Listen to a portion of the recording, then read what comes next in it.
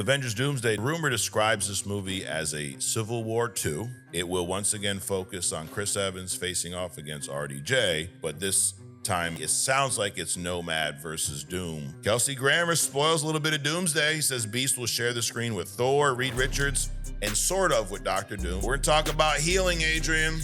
You know, it's winter time. It's time for everyone to heal, right? Like spiritually. And Okay, I'm like, what? I mean, there's all kinds of healing. yeah, there's all kinds of healing. No, we're not talking about that kind of healing. In the comics, healing works a little bit different. There's healing, there's regeneration, and there's some other shit too, some cosmic healing too. Spider-Man, Brand New Day, Sadie Sink, Adrian, Max from Stranger Things. Her character is one that nobody fucking knows who she's playing. Is it gonna be Jean Grey? Is it gonna be Black Cat? Is it gonna be Gwen Stacy? Is it gonna be Mayday Parker? Who the fuck knows? Maybe she's gonna play Peter Parker cross-dressing. I don't know. Who knows? Latest rumor is not Jean Grey, but somebody pretty close. Remember X-Men 97? Yeah. Remember a chick named Madelyne Pryor? Avengers Doomsday. The trailer is allegedly going to be in theaters in a couple weeks. The Avatar premiere. I'm 50-50, bro. Like, go fucking buy a ticket, walk in, watch the trailer, and walk the fuck out. All right. Welcome to Only Comics. I'm Mike. That's Adrian. What's up, man? What's up, bro? It's a lovely day in New England, man. It's It's actually nice today, but that's the problem. It's Yeah. nice today. It's 13 degrees tomorrow. Yep. And it was 20 below the week before. Yes, So it's great. It's great for like congestion and Yes. flus. This is definitely flu season. It is flu season. It is. But you know what, Adrian? We're going to be here every week regardless, because that's just the regardless. kind of people we are, you Yeah. know? Raspy voice and all. Yes, absolutely. You sound a lot better this week, though. Yeah, You've been dude. healing. I have been. Yes. Which funny thing is we have a deep dive today about healing factors. Yeah, so. well, clearly I don't have one. No, we're going to learn about yours, too. Okay, You have okay. yours. This doesn't work as fast as others. Oh, okay. That's the only difference between us and mutants. Oh, okay. If you have a healing factor in the comics, it just works a lot faster. Yeah. That's all. So I got like a Spider-Man level healing factor, not a Wolverine level There you healing go. factor. There you go. Got it. Absolutely. And you can see we got this big ass bucket head still on the table here from our boy McSkeeter. Adrian, we got Thanksgiving right around the corner, dude. What's that? It's my favorite holiday. What's Thanksgiving? It's the big OG Big Back Day. Oh, okay. Otherwise known as the holiday speed bump. Yes. Now, Man, it is so disrespected. It is so disrespected. Yeah, it's crazy, dude. it's like the redheaded stepchild of Christmas. That. But you know what? If you bring the redheaded stepchild in and make it part of the Christmas season, then all is fixed, I think. Or if the redhead stepchild just go through the house like tearing your Christmas tree shit down, right? then he that gets bitch out. noticed. Yes, we're actually going to talk about the real Thanksgiving on other stuff. Oh yeah, yeah. Ooh. Little history. We're going to take a little sidebar this one week with History Unmasked. Man. For all that was the short version, for all the shit that was done, the Indians did to help these motherfuckers, right? Yep. And to turn around and just it's crazy. It is crazy. It's crazy. Dude. I mean, they were literally dying, fucking eating themselves and shit. Correct. And this is the things. Now, fucking, I bet you can't even go outside and go through the entire day and see a real Indian. No, not at all. But what are you gonna do? Right. Here we are now. Now every Thanksgiving we all get together and stuff ourselves till we fall asleep in honor of the amazing massacre that happened, a few hundred years ago. Right. History is always rewritten, Yep, by the victors. By the victors. So I took my daughter and her friends to go see Wicked yesterday. Yeah, 4 teenage middle school girls. So you can imagine from the minute we left the house to the minute we got there, it was just a giggle fest, and everything's funny, dude. Everything's the whole time, dude. They had fun, though. Yeah, but one thing about, you've not seen Wicked. I have not. Well, the funny thing about Wicked is the story is kind of like this. You take The Wizard of Oz, and that's the history that's told to us. Right. Wicked is the history told by the people that were actually part of it. Wait a minute. So there was actually a Wicked event in history? No. Or a similar one? No. Oh, okay. I It's understand just what the you're story. saying. Yeah. So the Wizard of Oz, the OG story was like the good witch was the good witch. Right. The green girl was the bad witch, you know? And then when you dig into it, and Wicked's like an alternate take, like, hey, actually, they lied when they told that story. Right. It actually, the Oz was a fake. The good witch wasn't so good. Shit like that. So it's actually from that aspect. I'm actually probably gonna go watch it down as you breaking it down like that, Yeah. because I heard nothing. It's like, Hulk is actually black, right? Is it? So, I mean, you can't make, you can't represent something angry and fucking all this other kind of shit, right? So they make him black. So in Wicked, the witch is black, right? Yes. Yep. I mean, she's a black character, a black actress, Right. playing a green A character. green person. Yeah. So green is the new black. There Apparently. you go. So, Well, that's a lot of the storyline is like prejudice is, and from all different aspects. The animals are part of the kingdom at one point, Right. And then they want them out and shit. So it's like, who does that represent? Natives, probably, Earth, yeah, probably. So, and also probably from what I seen from the commercials, the princess or whoever she was and the witch had a relationship. Yep. A lot of that was true back in the day. So, and then they have to kind of assimilate to their people and how they want to be perceived. So there's a lot of good analogies. Yes. Now you're gonna have to get past the part that it is a musical. It is a musical. But the underlying story is pretty good. So did you sit with the kids or you had to sit in the back? No, I sat like one seat away. I let them do their thing over there. Okay. Yeah. We got there early, sat in the back row. We didn't get to go to the theater that you and I always go to because the tickets were sold out. Really? Went to the other one, slightly up north, Crackheadville. Yeah, it was. Boy, is that theater seating? Yeah, it's theater seating. You walk up? Yes. Yeah. It is cool setup. The seat, it's just old. It's like, bro, at some point, replace the fucking chair. I sitting in it, it's fucking going like this the whole time. Right. Like, big screen, curved screen, nice theater seating, but the seating sucks. You know? So what are you going to do? Well, I know where the one I'm not ever going to go back to. Yeah, don't go there. Don't go there. No, not that one. That's my fallback. The one I'm not going to go to. Oh, the one? Mystic. Oh, yeah. Yeah. No, they got like 2 people working there. You go in the line. It takes you 97 minutes to get 1 popcorn and a drink. Right. And then the screen is darker than it needs to be. And half the time it's 100 degrees in there. So. And if you're black, you're really fucked. Oh, yeah. You're not supposed to be a Mystic, Adrian. Come on. You know how it is. Crazy. Yeah. Hey, no offense to anyone who lives in Mystic. No, it's not the people in Mystic. I've never had that experience with anybody in Mystic. I know many people in Mystic, but I went to this one theater, dude, and they give you the buzzer thing for your food. First of all, why the fuck do you need that? Right. Why do you need a buzz? So that tells you how slow they are. You need a pager to get your food.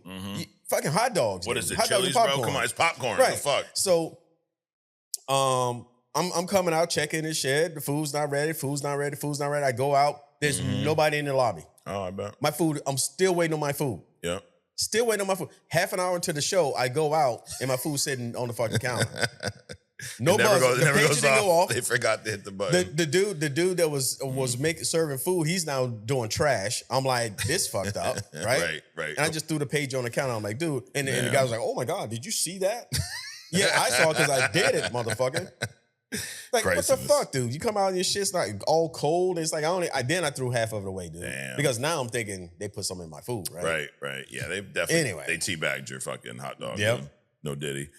Anyways, all right. Well, hey, welcome to the show. Right? After all of that. This is Only Comics, Adrian, where we discuss comics and only comics. And clearly some other stuff. Some other stuff here and there. Yeah. All right, we're going to get into the news and rumors, the fake news. Should rumors be called fake news? I mean, no. Because it could be real. It could be real. Yeah. Could be real. So this is, we don't know if it's fake news, it's real news, we don't know. Anyways, DCU, DC's been quiet, Adrian. As they typically are. Yeah. They had a little run this summer, right? From Creature Commandos last year, end of last year. So they started around December, and then you had Superman, you had Peacemaker, and then now, it's like that saying, you can hear a pin drop over at the DCU. I got Hallmark, so I'm good. Yeah, you're good. You're good. But Lanterns is a show that we heard a little bit about. I think the synopsis that we read, I think we both liked it, if I'm remembering correctly. Focused on Jon Stewart, buddy cop type show. Guy Gardner's in there, but he's not the main one either, But anyways, this show was originally planned for springtime. Unfortunately, it's been pushed back. Of course. Or fortunately, depending how you look at it, you know. Maybe it's not ready, obviously. Well, obviously it's not ready. But I think the interesting thing is now it's going to be released after Supergirl. Now, does that mean it's been pushed back because there's going to be some tie to that movie? We saw that with Superman and Peacemaker, right? It could be that, or they don't want to crowd the comic book market because they want Supergirl to get a fair running, right? Even though one's a TV show and the other one is a movie, sure. Or I'm starting to think that all these deadlines are just bullshit anyway. It's just a way to get the movie in the news, and then they push them back because once you piss people off, now you've got skin in the game. They know they got you, right? You have an emotional tie with this movie or this product. Right. So they come up with these artificial fucking dates. They know they're going to blow through them anyway. Just to get us to talk about it. Just to get you to talk about it. And then, oh my God, they're moving it back again and all this bullshit, right? Yep. So I think it's a lot of that too. Okay. So it's a marketing ploy, marketing strategy there. Absolutely. But I think the one part that's intriguing, so Supergirl was planned to be released June 26th. Initially, Lanterns was springtime. So, I mean, spring could be anywhere from fucking April, May, whatever, right? Early June or something. Yeah, it's early June. So I don't think it would have conflicted with this date, but I'm wondering if this is something like how Superman was rushed out of the theaters because some of Superman's plot did tie into Peacemaker. That's going to be my bet as to why this was pushed back. Well, actually, as I'm thinking about it, you breaking down the months. Now, this is a TV show. Yep. This isn't a giant distribution. It doesn't have the marketing and all, because all the marketing avenues for actually both of them are already in play, right? Right.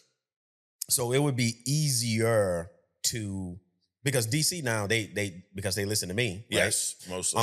Hey, tie in all of these things. Tie your movies with your animations, with your I'm fucking gonna rip Tony's heart out again. Tie all this stuff together. So it's easier for them to now do like something else or remake one of the episodes of Green Lantern to now tie in Supergirl, right? More so than it is to tie a TV show into a movie. So you might be right, Mike. Yeah, I might be onto something, dude. Yeah. He who is right, Adrian, is back. There you go. He's back. We're gonna get that on the shirt real soon. Along with the 30 other fucking things. Oh my God, we got so much shit, dude. Hey, shout out to everybody who was on the live Friday, dude. We had a fucking fun live Friday. Yeah, it was. We kept go longer, and then we ended up being there for like 3 hours. Yeah, so Bro-Man didn't come through. He keeps saying he's gonna come through, dude. What the fuck you doing on Fridays, Bro-Man? Captain Canada was in the house though. And he said he was going to see Wicked actually today with his wife. So let me know. What'd you think, bro? All right. The other thing, fucking musical though, really? Though? Yeah, dude, it is. Damn, yeah. Man. So but it's worth a watch, Adrian. But you had to see the first one first. So wait a minute. This is the second one? Yeah, second one, dude. First one came out last year, and it ended on a pretty cool cliffhanger. I was wondering. I'm like this. I was confused. I thought this was the first one, right? Yo, time is going by so quick. I thought it was the first one. Really? Yep. No, it's the second one, dude. Definitely. All right. The other thing, let me ask you this, Adrian. If you were in James Gunn's seat right now, you are the CEO of DC Studios. You have a couple movies, couple shows. You got this big plan for a 10-year cinematic universe, and then you start hearing some things like WB Discovery's up for sale. Would you be nervous about your job?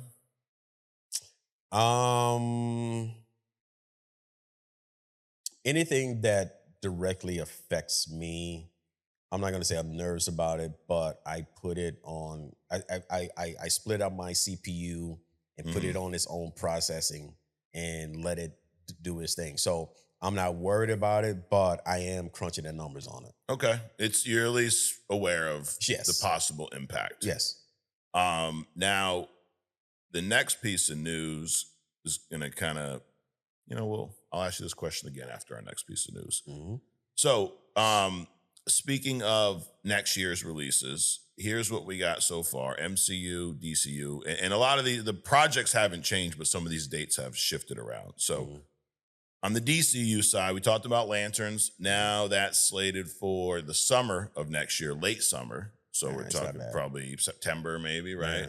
Supergirl, June 26th, and then Clayface, September 11th, still. So part of the fall. So it's like we're gonna have nothing in the DCU for most of the year, and then once summer hits, you're gonna have Supergirl, Lanterns, Clayface. Right. Okay.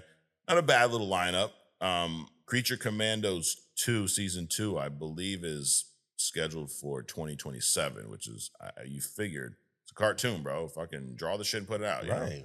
Use some AI. I don't know. Exactly. Fuck. You don't even have to do the work. Right. Just tell it, what you wanted to do. And if I can, hey, take a screenshot of this and make me a season of fucking this shit. Which I don't know if you've noticed, dude, but there's been some AI commercials lately. You can obviously tell. Some Christmas commercials. Have like regular TV, so I don't watch commercials. I see them on YouTube TV, and you can tell they're AI. They do look good. Right. The other thing is, bro, this is just where it's going. Oh yeah.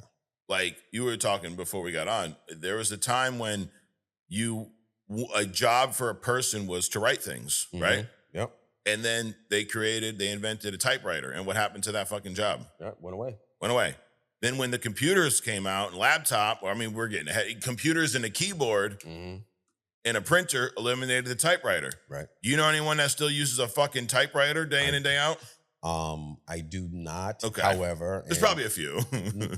Well, if we're talking about conspiracy, right, which we probably should talk about, and other stuff. Yes. But so we talked about all these skills that have kind of gone away because everybody thinks that AI is taking over. What if they want you to think that AI is taking over? And they trying to market the skills for themselves. It's like they took what is it, like shop, woodworking, metalworking and shit out of high schools so the fucking unions can take over, right? Right. So what if they trying to steer you away from those jobs, which are very lucrative, 6 figures, electrician, plumber, bricklayer, carpenter, all that bullshit, right? Nobody knows how to fucking do anything because they doing this shit all day, right? In the Holocaust, when there's no electricity, what's going to be the valuable thing? They're actually hiring fucking droves of people that can do typewriter stuff because they're going to have to reproduce all of this shit that's stored digitally and make paper copies of it. So it's working somewhere. It's reverse engineering. Exactly. Damn. Just saying. Just a thought. You never know, dude. Also, I read this somewhere. Electricians are jobs that the pay is gonna continue to go up with the reliance on AI. Absolutely. What is AI's fuel? Exactly. A lot of electricity, right? You probably know better than me, but a lot of it ain't. Yo, the reason your electricity is going up is because you're subsidizing these computer farms that's coming up in your backyard. Go between here and Rhode Island, dude, and see how many solar panel farms there are. Well, guess what's behind those fucking farms? You got these giant Amazon type factories. And what's inside of them? Computer systems. And most of those are automated. Right. Robots, AI running the robots. There's probably 2 or 3 humans in a 700 million square foot building now. Electricity. Learn this shit. And then you got Elon Musk becoming a trillionaire, dude. You see that shit?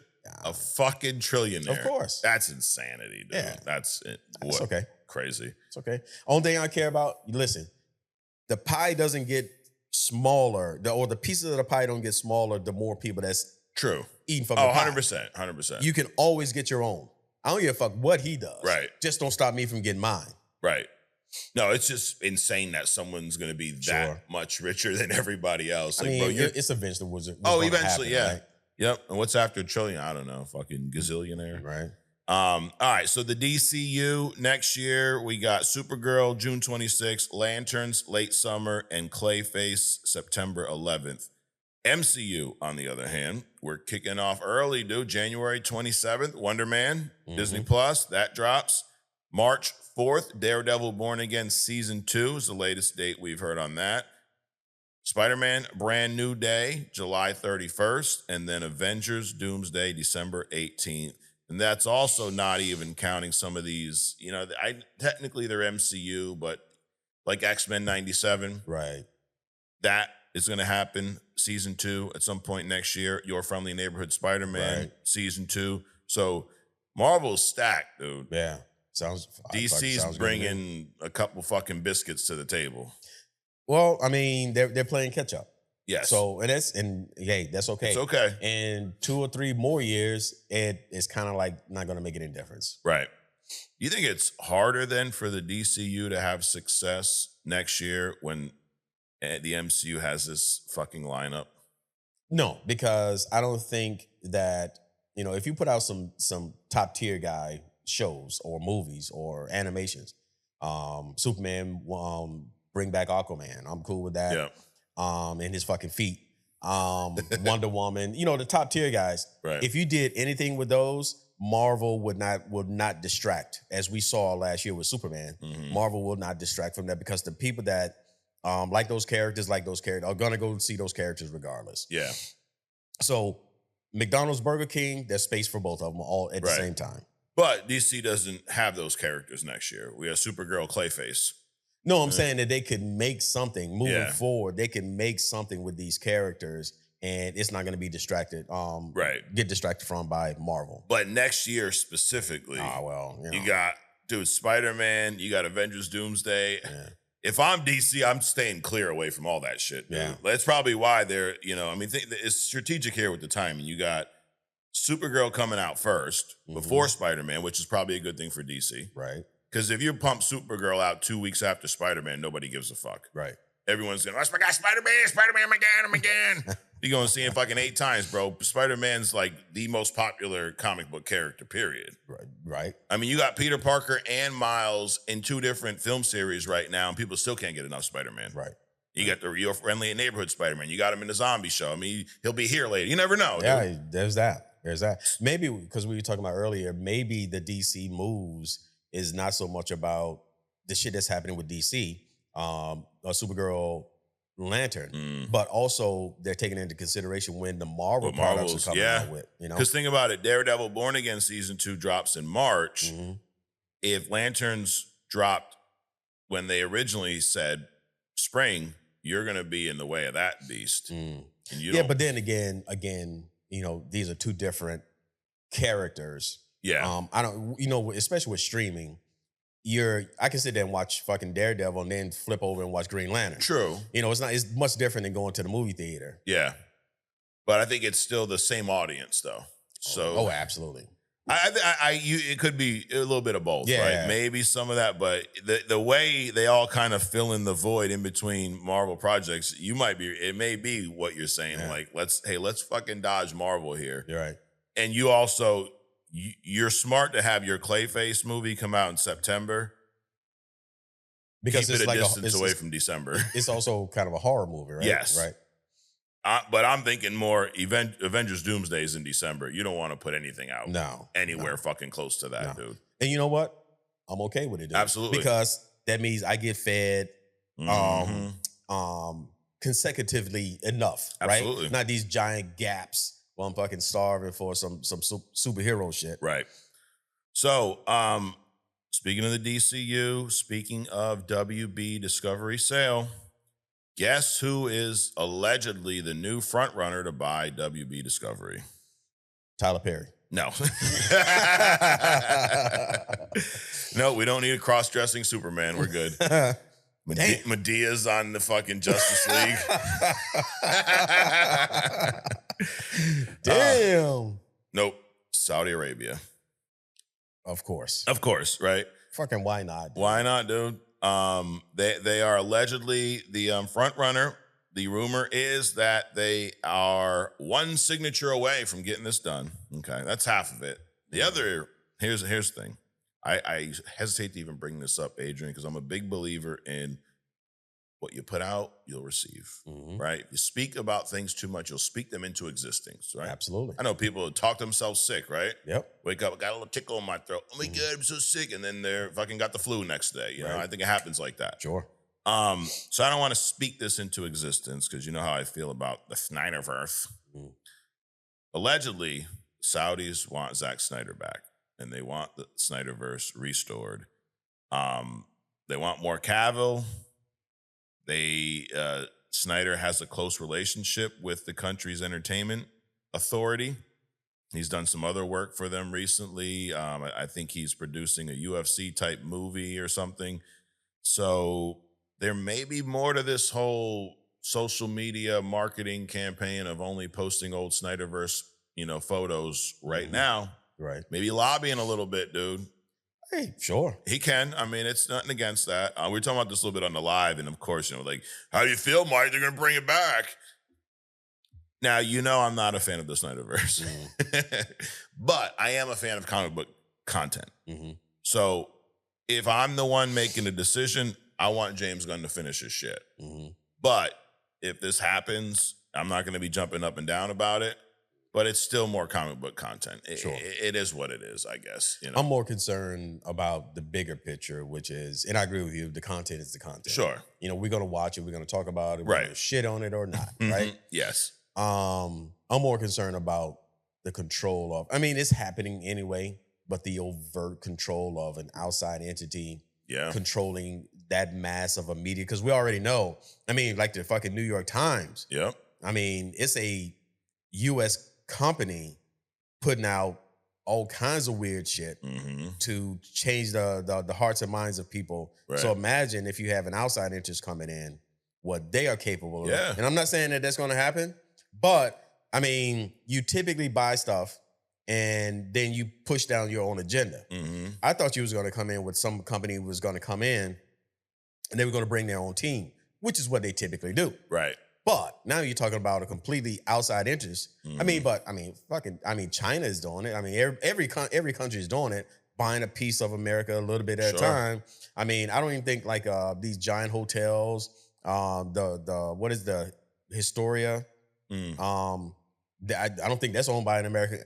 There's so much stuff now that's not owned by America that is America really America anymore, dude? I don't think so. So this is just, it makes sense. And people are selling off things because they don't give a shit about their kids, right? Right. I want to get rich now. I want to be set up now. They're trying to be trillionaires, Right. Adrian. They're trying to be trillionaires. Yep. And they're doing this shit and they just selling it to whoever wants to buy it, dude. So I'm more worried about those kind of things. Like all of our shit going on. Yeah, all of our shit. Because you control the media, you control the narrative, you control entertainment, you control the narrative. There's a lot of undertone, like the stuff we're talking about with Wicked. Mm-hmm. There's also a lot of, it's very analogous to politicians in general. Mm-hmm. The people in power in Oz are corrupt, very much like the people in power in the fucking world. Right. And it's people in power. It's hard enough dealing with the shit that, our senators and shit doing to us, right? Right. Now you got this whole different thing. And I don't have anything against other countries because I think they're getting a bad rap from the U.S. Sure. The U.S. is paying them with this fucking crazy brushstroke. Right. But so imagine right now if all of a sudden our currency changed. The dollar's already struggling. Yeah. Imagine if our currency changed. We got certain populations in the U.S. that if all of them decide to stop spending dollars, our fucking global economy will shift. Yeah. Yep. So who knows what's going to come out of this? You already have the WWE up Saudi's ass. You got UFC. They got boxing over there now. Right. They're literally controlling our entertainment, and then. Dude, DC would be a big one. Say what you want about Disney. I don't think there's any shot Disney selling shit to the Saudis. So I guess that's, one up. But dude, that's a big one. WB. It's also, we're focused more on the DC because obviously we're a predominantly comic podcast, but there's a lot else that comes with WB and Discovery as well. So, and you control, my point about The Wicked is that Hollywood's telling stories, but they're also bringing awareness to real life issues in movies. And you take a major movie studio like that and give that power to another country. Forget about who the country is. Every country's going to look out for themselves. Right? We talk about Dr. Doom a lot. And depending on what side you're on, he's a fucking dictator, terrorist, savior, asshole, hero, villain, depending on what country you live in, right? You live in Latveria, he's the motherfucking man, dude. Right. You live right next to him, he's a fucking killer, right? Like, who knows? So it's odd to me that we're just pimping ourselves out like that. You know? It's not odd to me. I mean, it's just but it is concerning. Yes. You know, it's not odd but we're not the only one that's experiencing that. Oh no, dude. I mean, other countries are being raped too. Sure. Raped or being sold out by their own people and stuff. So Yep. it's just the way it is. You're selling your ass. Yep. Oh, I meant to ask, what's going on with Cavill, dude? It's like he's being rejected he got kicked off of Witcher. Now you got a new guy playing a Witcher now. That looks weird. Is it Hemsworth brother? His Thor's brother, right? Yeah. I think he didn't like how they were diverting so much from the source material. Mm-hmm. And he didn't like where they were going. So I think that was on him. Oh, so he's not necessarily he's the problem. He's like a nerd, dude. He's dedicated. Well, obviously with Superman, it didn't matter because the fucking Superman he played was not Superman from the comics. But I guess with Superman, it don't matter. You let your dad die. Oh, go to tornado. Fucking idiots. Yeah, bring that shit back. Anyways. All right, moving on. Avengers Doomsday. I mean, dude, it's just that scene, bro. I can't. For the light, you feel some kind of way about that tornado shit, right? Dude, it's the dumbest shit ever. He's fucking Superman. Don't spoil it. Everybody know you're Superman. Let me die. You fucking jackass. Fuck that. Come save me, dude. Exactly. It happens so quick. It's a tornado. You think people are sitting there, what are the Clarks doing over there? Right. Or the Kents. Unfucking believable. Anyways, Avengers Doomsday. We got a lot of news on Doomsday today. The trailer is allegedly going to be in theaters in a couple weeks at the Avatar premiere. I'm 50-50, bro. Do I go fucking buy a ticket, walk in, watch the trailer, and walk the fuck out? Well, there's something about sharing the experience. So go. Yeah. Because you're on the fence about it. Just fucking go. And then we'll come back and we'll talk about it. Yeah, we'll see what happens. So I probably will. Who knows? But going back prior to Doomsday, let's go back to the Infinity Saga for a minute. A lot of big movies. Civil War is one of my favorites, right? We've talked a lot about the Captain America series, and really, if I asked you who were the two main characters of the Infinity Saga on the hero side, who would you say? Top two. Well, Iron Man. Yep. Hero side, probably Cap. Iron Man, Cap, right? Yeah. And I think they carry that saga, their stories, even though the first Iron Man hadn't had a solo movie in years, but the movie Civil War, all the Avengers movies, he's always a main piece of those stories. Right. And so was Cap. They've always been polar opposites. They work together for the team, but they've always had very conflicting ideas, very contrasting values in a lot of ways, right? Which is why they were at odds in Civil War. Well, I think Cap has the values. Tony was just doing whatever the fuck he wanted to do. And Cap was trying to impose his values on Tony Stark. Yeah. That's how I look at it. Tony's got no rules. Cap's bound by these morality rules he's adopted. And then he ends up being an outcast, run away from the government. Right. Imagine that. Craziness. Which is why, dude, I told you this the other day. The older I get, the more I feel like I'm a Captain America guy, dude. Now, because when you see him from afar, you think, oh, he's just like a patriot. Yeah, boy, it's fucking, it's Donald Trump with a shield. And realize, no, it's not who he is at all. So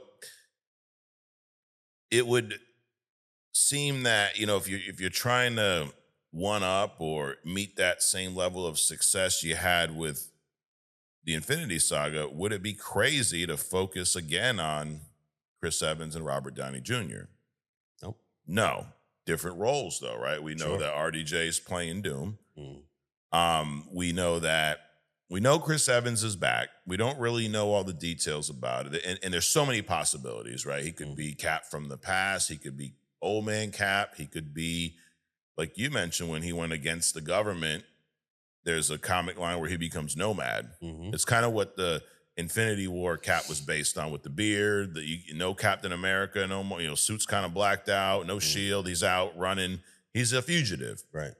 So Avengers Doomsday the rumor describes this movie as a Civil War 2, It will once again focus on Chris Evans facing off against RDJ, but this time it's going to be, it sounds like it's Nomad versus Doom will be the main focus of that movie. Okay. How do you feel about that? Sure. Yeah. I mean, it feels a little convenient. Yes. But it's like, you want to keep this movie couple together. Right. And what's the best way to do it than just, switch up who they play. So sure. I'm cool with it, right? Another element, they also said in this rumor that Reed Richards will also have a major role in this movie. Mm-hmm. Unfortunately, it's Pedro. But he's going to have a lot of interactions with Doom, which makes perfect sense. I mean, he should. Yeah. I mean, he should. It'd almost be odd if you didn't, right? I mean, you don't have a cuckold situation if you don't have the husband there, right? There you go. I mean, you got Doom, you got Namor coming back. Bro, Sue's going to be busy in this fucking movie. Right. You better hope a Tony Stark variant don't show up too, bro, because Tony's got that Riz. Shit. So, but I'm liking this, dude. I think it makes sense. Two amazing actors that, you know, have been really the pillars of the Infinity Saga. I think you had Chris Hemsworth's Thor in there, which he's back as Thor. So you kind of got that staple. And as much, you know, I and a lot of people say they got Pedro fatigue. I don't really have Pedro fatigue. I just have this guy don't look like Reed Richards fatigue. Right. But it's the Reed we got. So what the fuck am I going to do about it, you know? Right. I mean, Snyderverse is coming back. What you going to do about it, right? Fucking goddamn it. Another thing about these big movies is it's hard to keep secrets when you have like 800 staff, cast members, right? Like, and I know they do a good job of keeping the script under wraps. Like I've heard all kinds of things, like no one really sees the full script. You only see bits and pieces. Shit changes day of, because they are really, I don't think it's what people think. People think, how do I know what people think, Adrian? It's one of my mutant abilities. Oh, okay. Got it. So what they, I mean, if you are he who knows all, right? I mean, you know that too, right? Oh, I like that. He who knows all, he who is right, he who knows all. That's like an upgrade, right? Yeah. He who is right is one thing. He who knows all is. Hey, damn, take it. I'll take it. Another T-shirt. Yeah, put that on the back. But I know people think this way. Okay? They think that when they hear things like the Doomsday script isn't finished and blah, blah, blah. They think Marvel's just showing up, no idea what they're fucking doing, shooting the movie and going, no, don't say that, say this way. I don't believe that shit. I believe that's what they want us to believe. Kind of like you talked about with the dates, right? I think they want us to believe no one fucking knows what's going on. It also helps them keep the secrecy a little bit. I think they even want the actors to believe, we don't have the whole script yet, dude. Just here's your fucking 4 lines for the day, bro. Go do that. Because the more you know about it, the more every other cast member knows about it, the higher chance some shit's gonna leak. We've seen Tom Holland give away big ass fucking spoilers. Bruce Banner, Mark Ruffalo, a lot of these guys. Kelsey Grammer is kind of added a little bit right now. So he's playing Beast. He is the CGI version that we saw in the Marvels at the post-credit scene, which I think looks really good. He is doing some interviews right now, and he mentions a few characters that he will share the screen with in Doomsday. He did mention that he would share the screen with Thor at some point. He said, this is what he said about Robert Downey Jr. He said, I'm a big fan of Robert Downey Jr. Love him. He's a terrific fella. Old people say a fella, right? He's a fella. We sort of share a scene. I don't want to get too into that. I don't know what I can or cannot say. Bro, he was caught up. He's trying to talk. He's like, I don't know, bro. But we sort of share a screen. And then he said, I really had a great time with the new guy from Fantastic Four, Pedro, wonderful guy. I really, really enjoyed hanging out with him, and we worked together. So he's dropping a little bit of spoiler here. But Beast, well, let's think about the characters here. Beast, Thor, I mean, they've been around the comics together, sure. Beast and Doom sharing a scene. That's pretty intriguing, pretty cool. And then you have Beast and Beast and Reed Richards sharing a scene as well.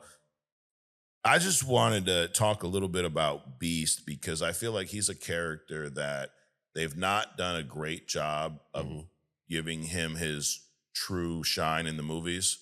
We saw him in X-Men 3 when Kelsey Grammer played him with the actual makeup and all that shit. Look was cool. That movie sucked. So Sure. it's hard to, get a character right when the movie sucks. And then we saw the younger version of Beast played by Nicholas Hoult before he redeemed himself with Lex Luthor in the prequel X-Men series, which I was not a fan of at all, his Beast. Well, how'd you feel about him as Beast? It very much looked like, you can kind of like gloss over it because it's the younger version of the Beast, but yeah, it wasn't. It just didn't feel like Beast. Yeah. And so we were talking a few weeks ago about the smartest people in Marvel. Reed Richards, Tony Stark, Dr. Doom, Hank Pym, probably the top 4, right? Mm-hmm. And then you got Bruce Banner kind of in that next tier. Okay. Hank McCoy is right up there too. He's one that gets left out a lot. Yeah, he does. Beast is a motherfucking genius. Oh, yeah. Would you put him above Bruce Banner? Yes. I think I would, yes. dude. Bruce is a theoretical physician specifically when it comes to the very thing that made him the Hulk. The Gamma, right? The Gamma rays and stuff, right?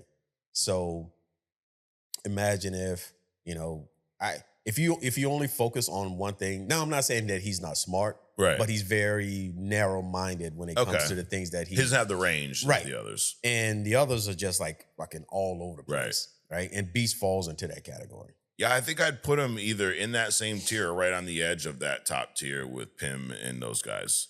I would put Beast. So Reed's top tier. Okay. And literally I would put everybody below him. But right below him, I would put Tony. And Tony is kind of in a space of his own. Yeah. Because he can do things that eclipse. Because Reed would often go to Tony for shit, right? Because Tony's like an engineer. Right? So you got this manager that manages this whole thing, Reed, and he needs a specialist. He'll go to Tony. But Tony, he's just not interested in the shit that Reed does. Right. So it's not that he can't do it. If you fucking can figure out a way to, time travel, right. You're probably pretty smart, exactly. Right? So he's just not interested in the same shit that Reed is interested in because Reed is all about, multiverses and all this other kind of bullshit. Yep. So I would put Reed at the very top, Tony right below him because he can peak. Mm-hmm. Then I would put like Pym and Doom, the Pyms, the Dooms, the Luthors, that level. And then you get down to the Bruce Waynes, the the Peter Parkers, things like that. Okay, so Hank's up there. Yeah, Hank McCoy. He's worked in or mastered these different areas here: genetics, biochemistry, physics, engineering, medicine, nuclear science, mutant biology, and nanotech in the comics. He's written scientific papers. He's built super tech. In a lot of depending what X-Men stories, all the tech, the Blackbird was all built by Beast. Right. He's cured and caused some mutant crisis. The thing you mentioned about Tony, I feel like Tony has bigger heights sometimes than Reed. But he also has bigger lows. Like Tony, he will fuck some shit up too. Right. I think Reed is a little more cautious. Right. And not that he doesn't fuck things up too. He fucks them up by spending all of his time consumed with this shit. And he may neglect others, like his wife and stuff. Right. But Tony has, Marvel fucking created Ultron in the MCU, fucking shit up. Genius, but fuck some shit up. Right. His power set too. He's also superhuman strength, Beast, extreme agility, like Olympic level, cat-like reflexes, enhanced sensing. He's got the claws, he's got the fangs, he's got superhuman endurance, photographic memory. He can solve complex problems under pressure, speaks multiple languages, read fucking books in minutes. He's pretty badass mutant, dude. He's mutated a bunch of times. He went from human looking to the blue furry ape form. There's more feral versions of him in some comics as well. He also has a limited healing factor. Nothing like Wolverines, probably more of like a fucking Spider-Man level. Right. You will see him, and it is excusable that he will be in a sling. Yes, right. Unlike the Hulk. Unlike the Hulk, which we're going to talk about later, and it's going to piss me off even more that they did that shit. So, but my favorite part of Beast is the personality. Yeah. He looks like a monster. He talks like a poet. He's like, he speaks in Shakespeare quotes and shit. That's why the young one was like, this is stupid. You made him a dumbass. Right. He's Beast. You made him a fucking stupid ass motherfucker. All while hanging upside down by his toes. Yes. Reading a book, fucking reading Shakespeare upside down. He's got a dark, dry sense of humor, almost like fucking Alfred, you know? Right. And he carries a lot of guilt for mistakes he's made. He's also very self-conscious about his appearance, which why he really struggles with the whole mutant, being a mutant or whatnot. So, dude, he's an awesome character. And the reason I did this little, I guess not a deep dive, but little mini toe dip over here, Adrian, is that it sounds like he's going to be hard to say major when the movie has this many characters in it, but it sounds like he's going to play an important role in Doomsday. Okay. Working with, think about it, if you're dealing with some incursions, right? You're going to want the best brains that you have access to. And because you don't have Tony Stark now. You don't have Tony? So Reed and Hank sharing a scene together. Makes sense. The more you talk about it, it's probably going to be an important scene. Sure. Two big brain motherfuckers. Not big backs, big brains. Right. Different. Right. And you don't have Tony. Doom's probably not going to be on your side. Hank Pym is technically still around. Right. He's old man fucking Michael Douglas. We know that, what's his name? The other Ant-Man, Paul Rudd's character. Fucking Hank, the fuck's his dumbass name? Scott Lang. Scott Lang. He is not a genius. No. no, not at all. No, he's him and that FBI agent probably on par. Yes. So, it'd be interested if that's a name we've not really talked about with this movie. It'd be interesting to see Hank Pym's role. I mean, he's got the brains to help out, right? Because if you got these incursions, you're gonna want, dude, as many fucking big brain motherfuckers you can get, right? Because it's literally trying to save the entire fucking multiverse. All right, next piece. We talk a lot about our boy T'Challa on here, how they did my boy dirty, Adrian. Look what they did.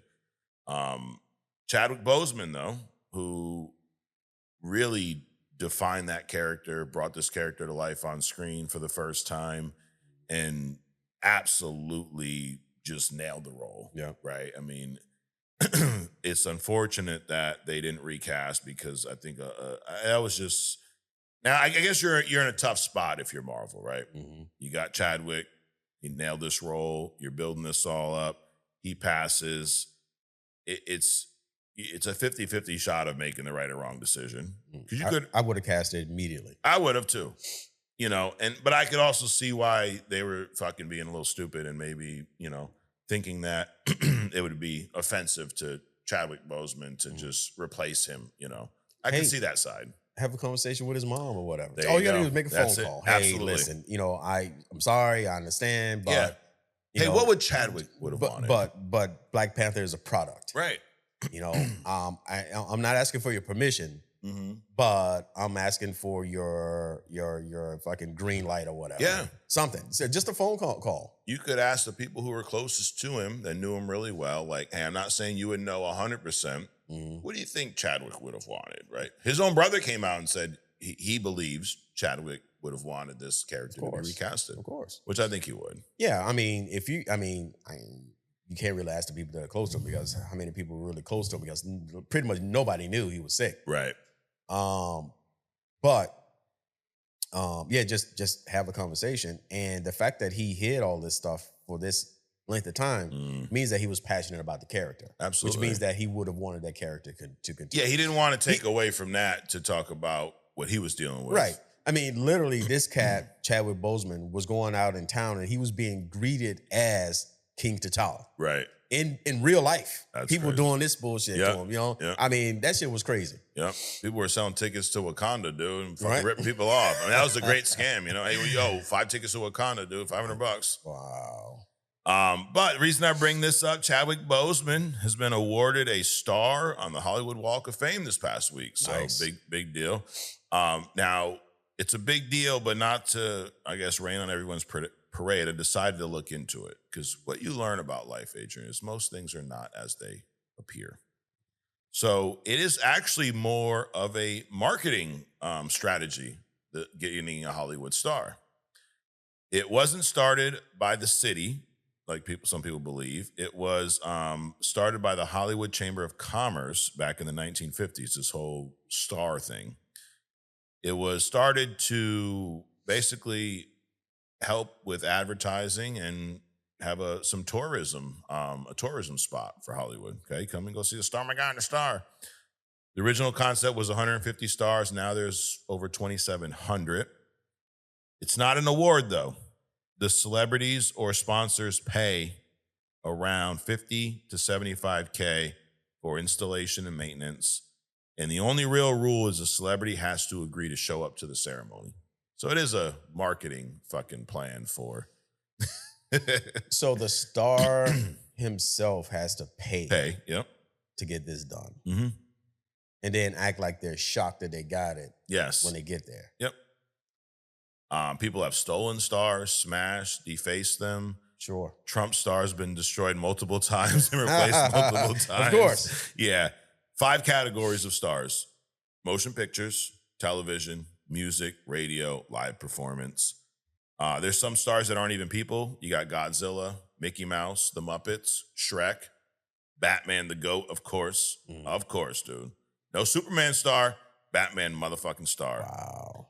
No Spider-Man star? Nope. Godfather franchise, Star Trek characters. So it's kind of it's a little bit of a facade. Is anything real? I'm like, I have a whole different perspective about this shit now. It's like, it's bullshit. It is. It is complete bullshit. I like this one. Muhammad Ali's star is mounted on a wall because he refused to let people walk on his name. I like fucking that. GOAT, dude. I like that.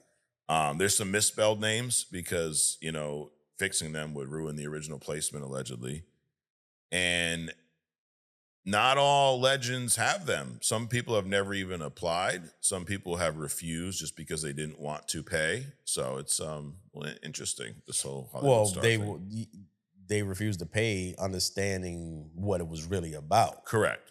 I agree with that. Yeah, fuck it. And some of them are probably so big that they're like, what do I need the star for? Right. Like Michael, I don't know if Michael Jackson has one. He probably does, but does he need one? No. All right, last piece of news. The rumors, fake news. Latest news about Spider-Man Brand New Day. Sadie Sink, Adrian. Max from Stranger Things, which the 5th season debuts this week on Wednesday. Her character is one that nobody fucking knows who she's playing. Is it going to be Jean Grey? Is it going to be Black Cat? Is it going to be Gwen Stacy? Is it going to be Mayday Parker? Who the fuck knows? Maybe she's going to play Peter Parker cross-dressing. I don't know. Who knows? The latest rumor is not Jean Grey, but somebody pretty close. Remember X-Men 97? Yeah. Remember a chick named Madelyne Pryor? Ah, yeah. The evil clone created by Sinister, married to Cyclops, mother of Cable, all that shit. Turns into the Goblin Queen because she can't handle the trauma like every other female in the comics. The latest rumor is Sadie Sink is playing the Goblin Queen herself, Madelyne Pryor. Now, the thing that's interesting about this is in the comics, read a comic.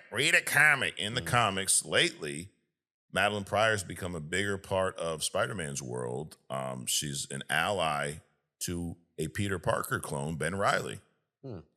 So I think what's cool is this movie is scheduled for 8 months from now, and we still have no fucking idea who this chick's playing, which is cool. I hope we don't find out until either right before the movie comes out, or I really would like to not find out until the movie is seen, but I would assume the trailers are probably gonna spoil who she is. But I just think it's cool that no one fucking knows and we're jumping all over the place. But if I had to pick, I'll ask you this first, Adrian. Let's go with Jean Grey, Madelyne Pryor, Gwen Stacy, Mayday Parker, or Black Cat for Sadie Sink. You know who she is. Yep. Which, if you had your choice, Who'd you want her to play out of those 5? She's naturally red, right? She's redhead, yep.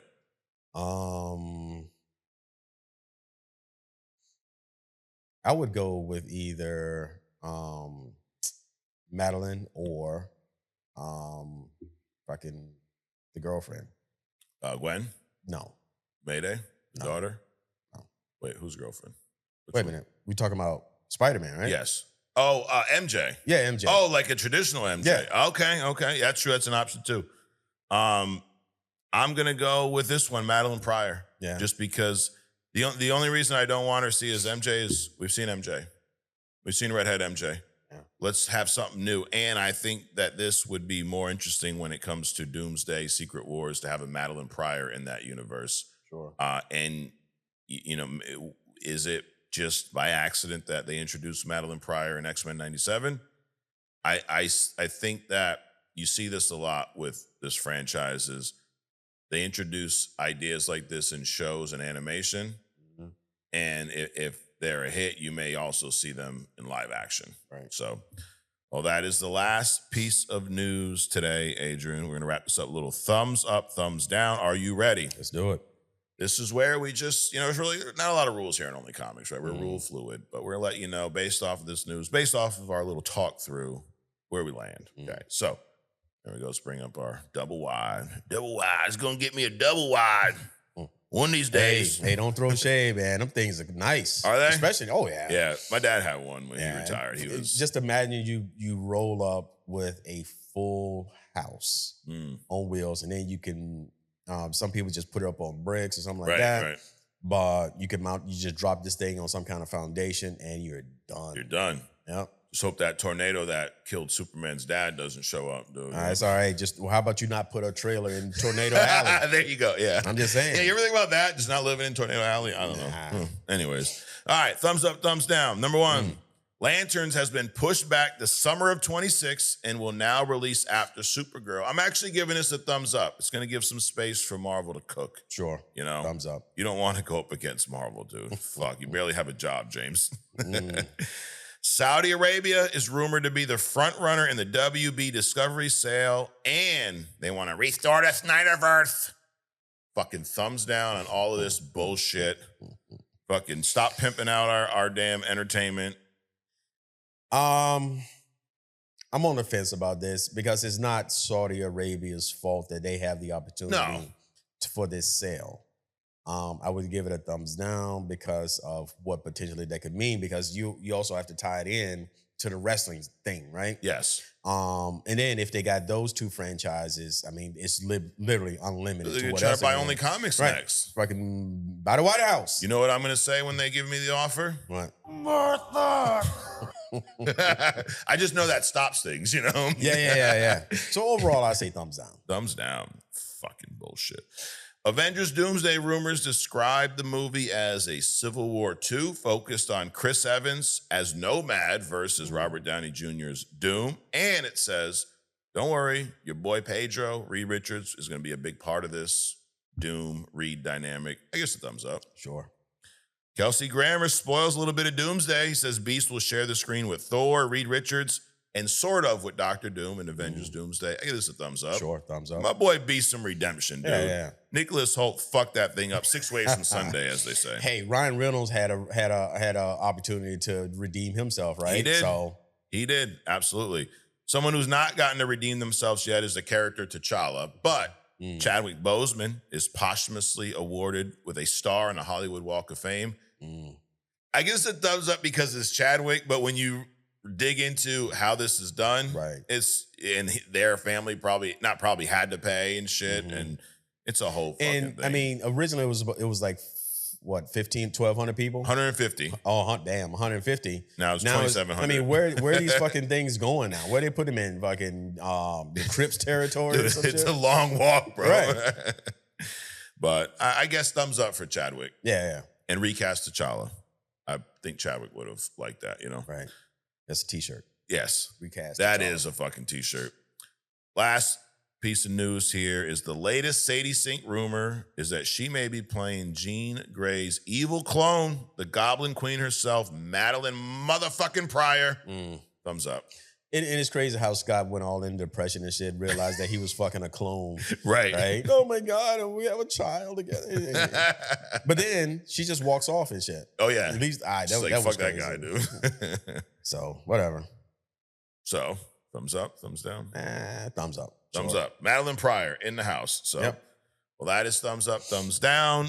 Before we move on, like this video, drop me a comment, read a comment, drop a comment, and subscribe if you haven't already. So we're going to talk about healing, Adrian.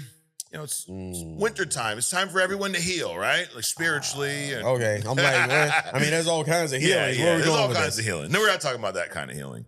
But you know what's interesting and cool about comics is a lot of what they talk about, what's written, it is made up, but a lot of it is, I think, reality that is just exaggerated a little bit, okay?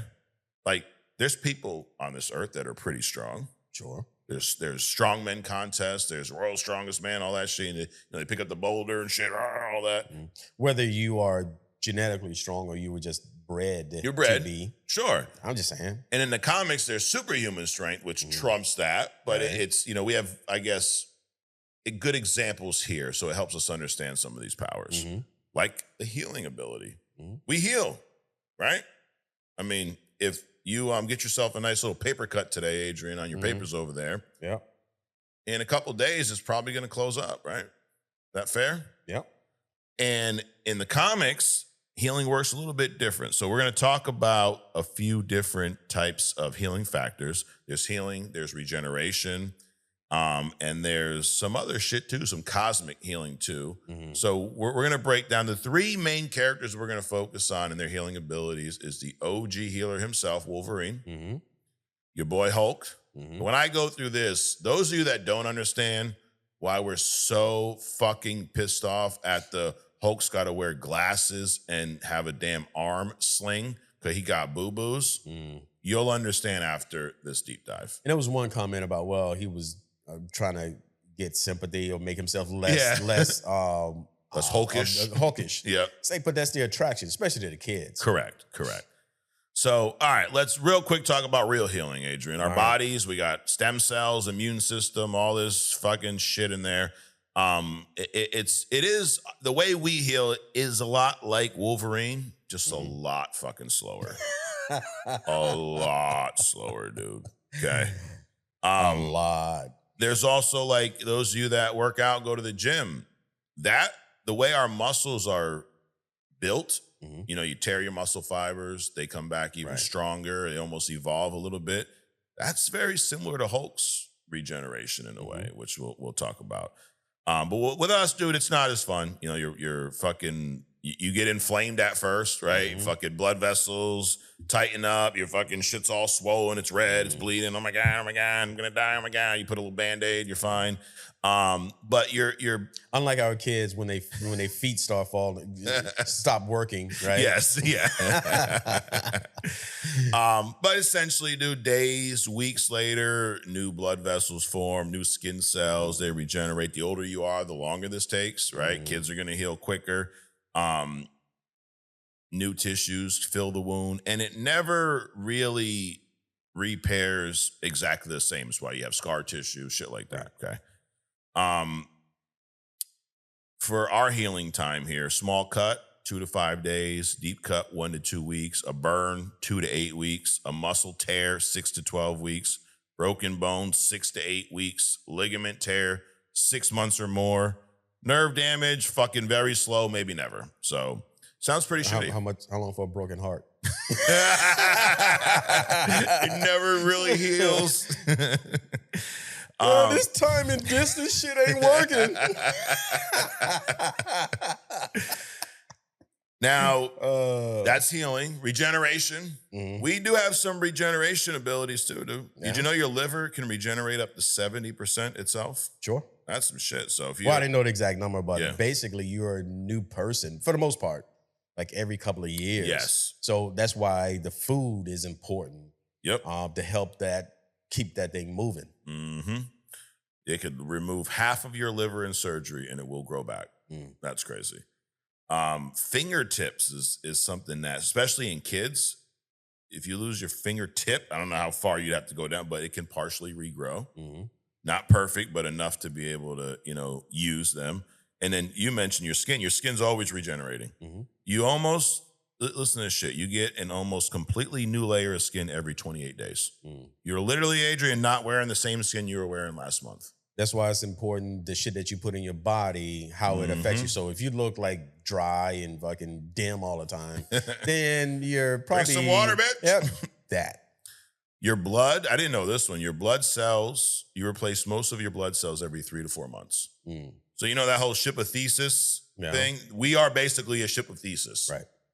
You're the same Adrian, but from a cell level, from blood cells, from skin, you ain't the same fucking Adrian you were, 3 months ago.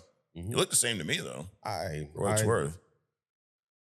So what stops us from being super, Adrian? Our cells prioritize stability over speed, okay? Faster regeneration actually would be a higher cancer risk. Well, there's one, saves us. I think that's bullshit. Probably. They just want to kill us off, But our bodies are designed to evolve, to survive, not be flawless, okay?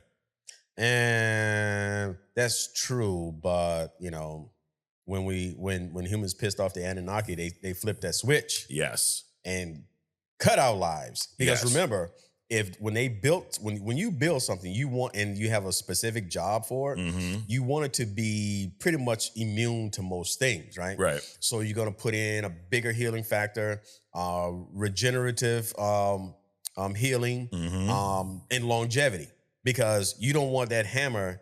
I want that hammer when it breaks to heal itself. I don't want to have to fucking stop and go get it. Right. Go get a new one. Right. Right. Because I put all this time into teaching this hammer how to do this shit. So I wanted to be around for a long time. I wanted to do many things. And then if it gets hurt, I wanted to heal itself. Yep. Until you piss me off. Correct. Then I'll take all that shit away. And that's why Drake said we're here for a good time, not a long time, Adrian. Because of the fucking Anunnaki.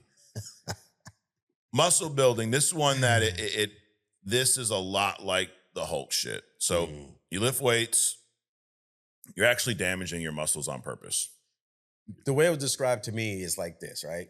Yep. Your muscles are like this. Fibers. You go to the gym, it tears them, breaks and then the shit that you put into your body fills in those pieces. There you go. And so now you got the new one, and it keeps doing this shit.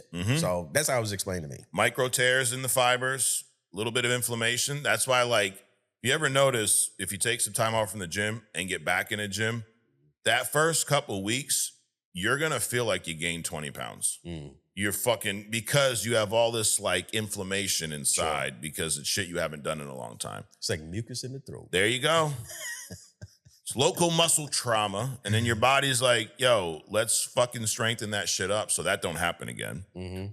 So like you mentioned, the shit you put in during you got to get some rest. Protein is the key to muscle repair. Sure. Fibers get thicker, denser, your strength increases. So your body builds your muscle back stronger, so it takes more to tear it in the future. So with that, again, Anunnaki, why is there a theoretical limit? Why can't we just continue pumping iron and fucking in 10 years I can lift 20 tons? Because I kept tearing and healing. Right. And tearing and healing. Why is that? Because we get old. Because they made us fucking get old. No, even when you're young. I mean, in high school, I've been lifting weights since I was 16. Yeah. I've never, found myself lifting a car and shit. Why not? So why is that? So why is that theoretical limit? Well, they don't want us to be stronger than them eventually. So they got to cap us, And then the older you get, it takes, I was saying this to someone who just turned 30 recently. I'm like, bro, wait till you get into your late 30s. You're going to go do the same shit in the gym and you're actually going to go backwards. Right. You're going to have to do more to maintain the older you fucking get. That's why flexibility and endurance trumps strength as you get older. And you're like, what does this have to do with comics? We're going to get to that. No, this isn't fucking Bill Nye the Science Guy here. All right, Wolverine. His healing ability is essentially cellular regeneration. Okay. His source of his healing is his mutant gene, the X gene. Wolverine was born a mutant.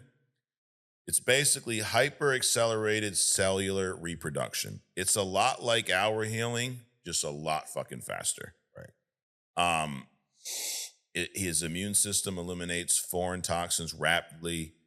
The adamantium is not what gave him the healing. He was born with that. The adamantium actually hurts him. Yes. This is something that they discovered later in the comics, but his healing counteracts the adamantium.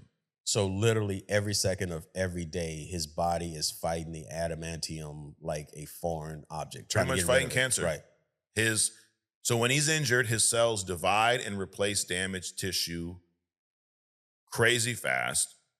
And then his DNA provides a perfect copy blueprint to rebuild for him. That's where he's different from us. Because you cut your hand, it will rebuild, but I'm hitting here like it's my hand. But, scar tissue. It's scar tissue. Right. His DNA provides a fucking blueprint of what it used to look like. Right. And then it is just rebuilds it in that same fucking look. Which is why he's so long lived. Yes. Because it doesn't heal, it regenerates, which is Correct. completely different. So it regenerates the cell exactly the way it was before, which means that it's not an older cell, it's the original youthful cell. Right. So, but at some point, he had to get to a certain age, and we don't even know how old Wolverine is. No. He had to get to a certain age before it cemented what his DNA started to slow was. down, yeah. Right, at that point. Yep. Because if that wasn't the case, hell, maybe he was born an adult. You know, who knows? Because if he was born as a child, he had to grow up into this healing factor. It had to stop at a certain point. And now his DNA is just, okay, I got this copy. This is what we're going to use for fucking ever. Right. Like in humans, our cells, they gradually divide and repair. Wolverines basically copy, fucking paste. Right. Replace. Like just, it's like magic, dude. And he does it at like a warp speed. So like, cuts for us, days, Wolverine seconds to minutes. Broken bones, months for us, Wolverine minutes to hour. He's got adamantium too, so I think this is prior to that. Right. But if he broke a bone prior to his adamantium, minutes, maybe a couple hours. Imagine that shit. Right. You fucking break your arm. For us, dude, we're out for months. And you just like, dude, by the time the podcast's over, my arm will be fixed. Right. Like, that's insane. Organ damage with humans, I mean, depending on the organ, we're dead. Right. His will regenerate. Tissue, scar tissue, his is fully restored. Aging, we're going to make it, if we're lucky, 80 to 100 years old. Wolverine's 200 plus years. We don't even fucking know. Right. So very different. Wolverine, his limits though, he does need some living brain tissue. So like if you were to disintegrate his brain completely, he's done. Right. You got to have at least a little bit to rebuild, right? So he's like Ultron, popping himself around, whatever he deposits himself into. Yep. That's a copy of himself. So he needs something somewhere in order to regenerate. Yep. Got it. Little bit of fucking brain tissue, dude. Little brain snot is enough to eventually rebuild them. So, and again, to that point, needs some intact cell source. So he can't be completely obliterated. And he does need some time. Yeah. Sometimes very little, but he fucking still needs time. He's not immune, like we said, to complete brain destruction, reality warping, magic. He's not immune to that. But he pretty much heals from every single injury fully. His nerves regenerate too. The thing about Wolverine though is he does not have any pain blockers. So while this is going on, he literally feels every fucking minute of it. Right. So imagine if your body, so no wonder he's an asshole, because imagine your body fighting that, your healing factor, fighting that adamantium every second of every day. He feels that shit. Yep. No? He feels that every time the claws come out. Yep. He's literally slicing his wrist or his hand open. Yep. People think it's like a vagina or some shit, right? that opens up and the claws come out. He's got a vagina on his knuckles. 3 of them. Oh shit. 6 of them because he on each hand, right? Man, I know people would never leave the house if they had that. I'm just gonna sit here and fuck myself all day. But no, the claws literally slice open his skin every time. And then heals it back. And his bones are all fucking moving around too, because you got these giant blades busting through your hand. Everybody, I want to be Wolverine. I want to be. No, you don't, motherfucker. You'd fucking cry. Yep.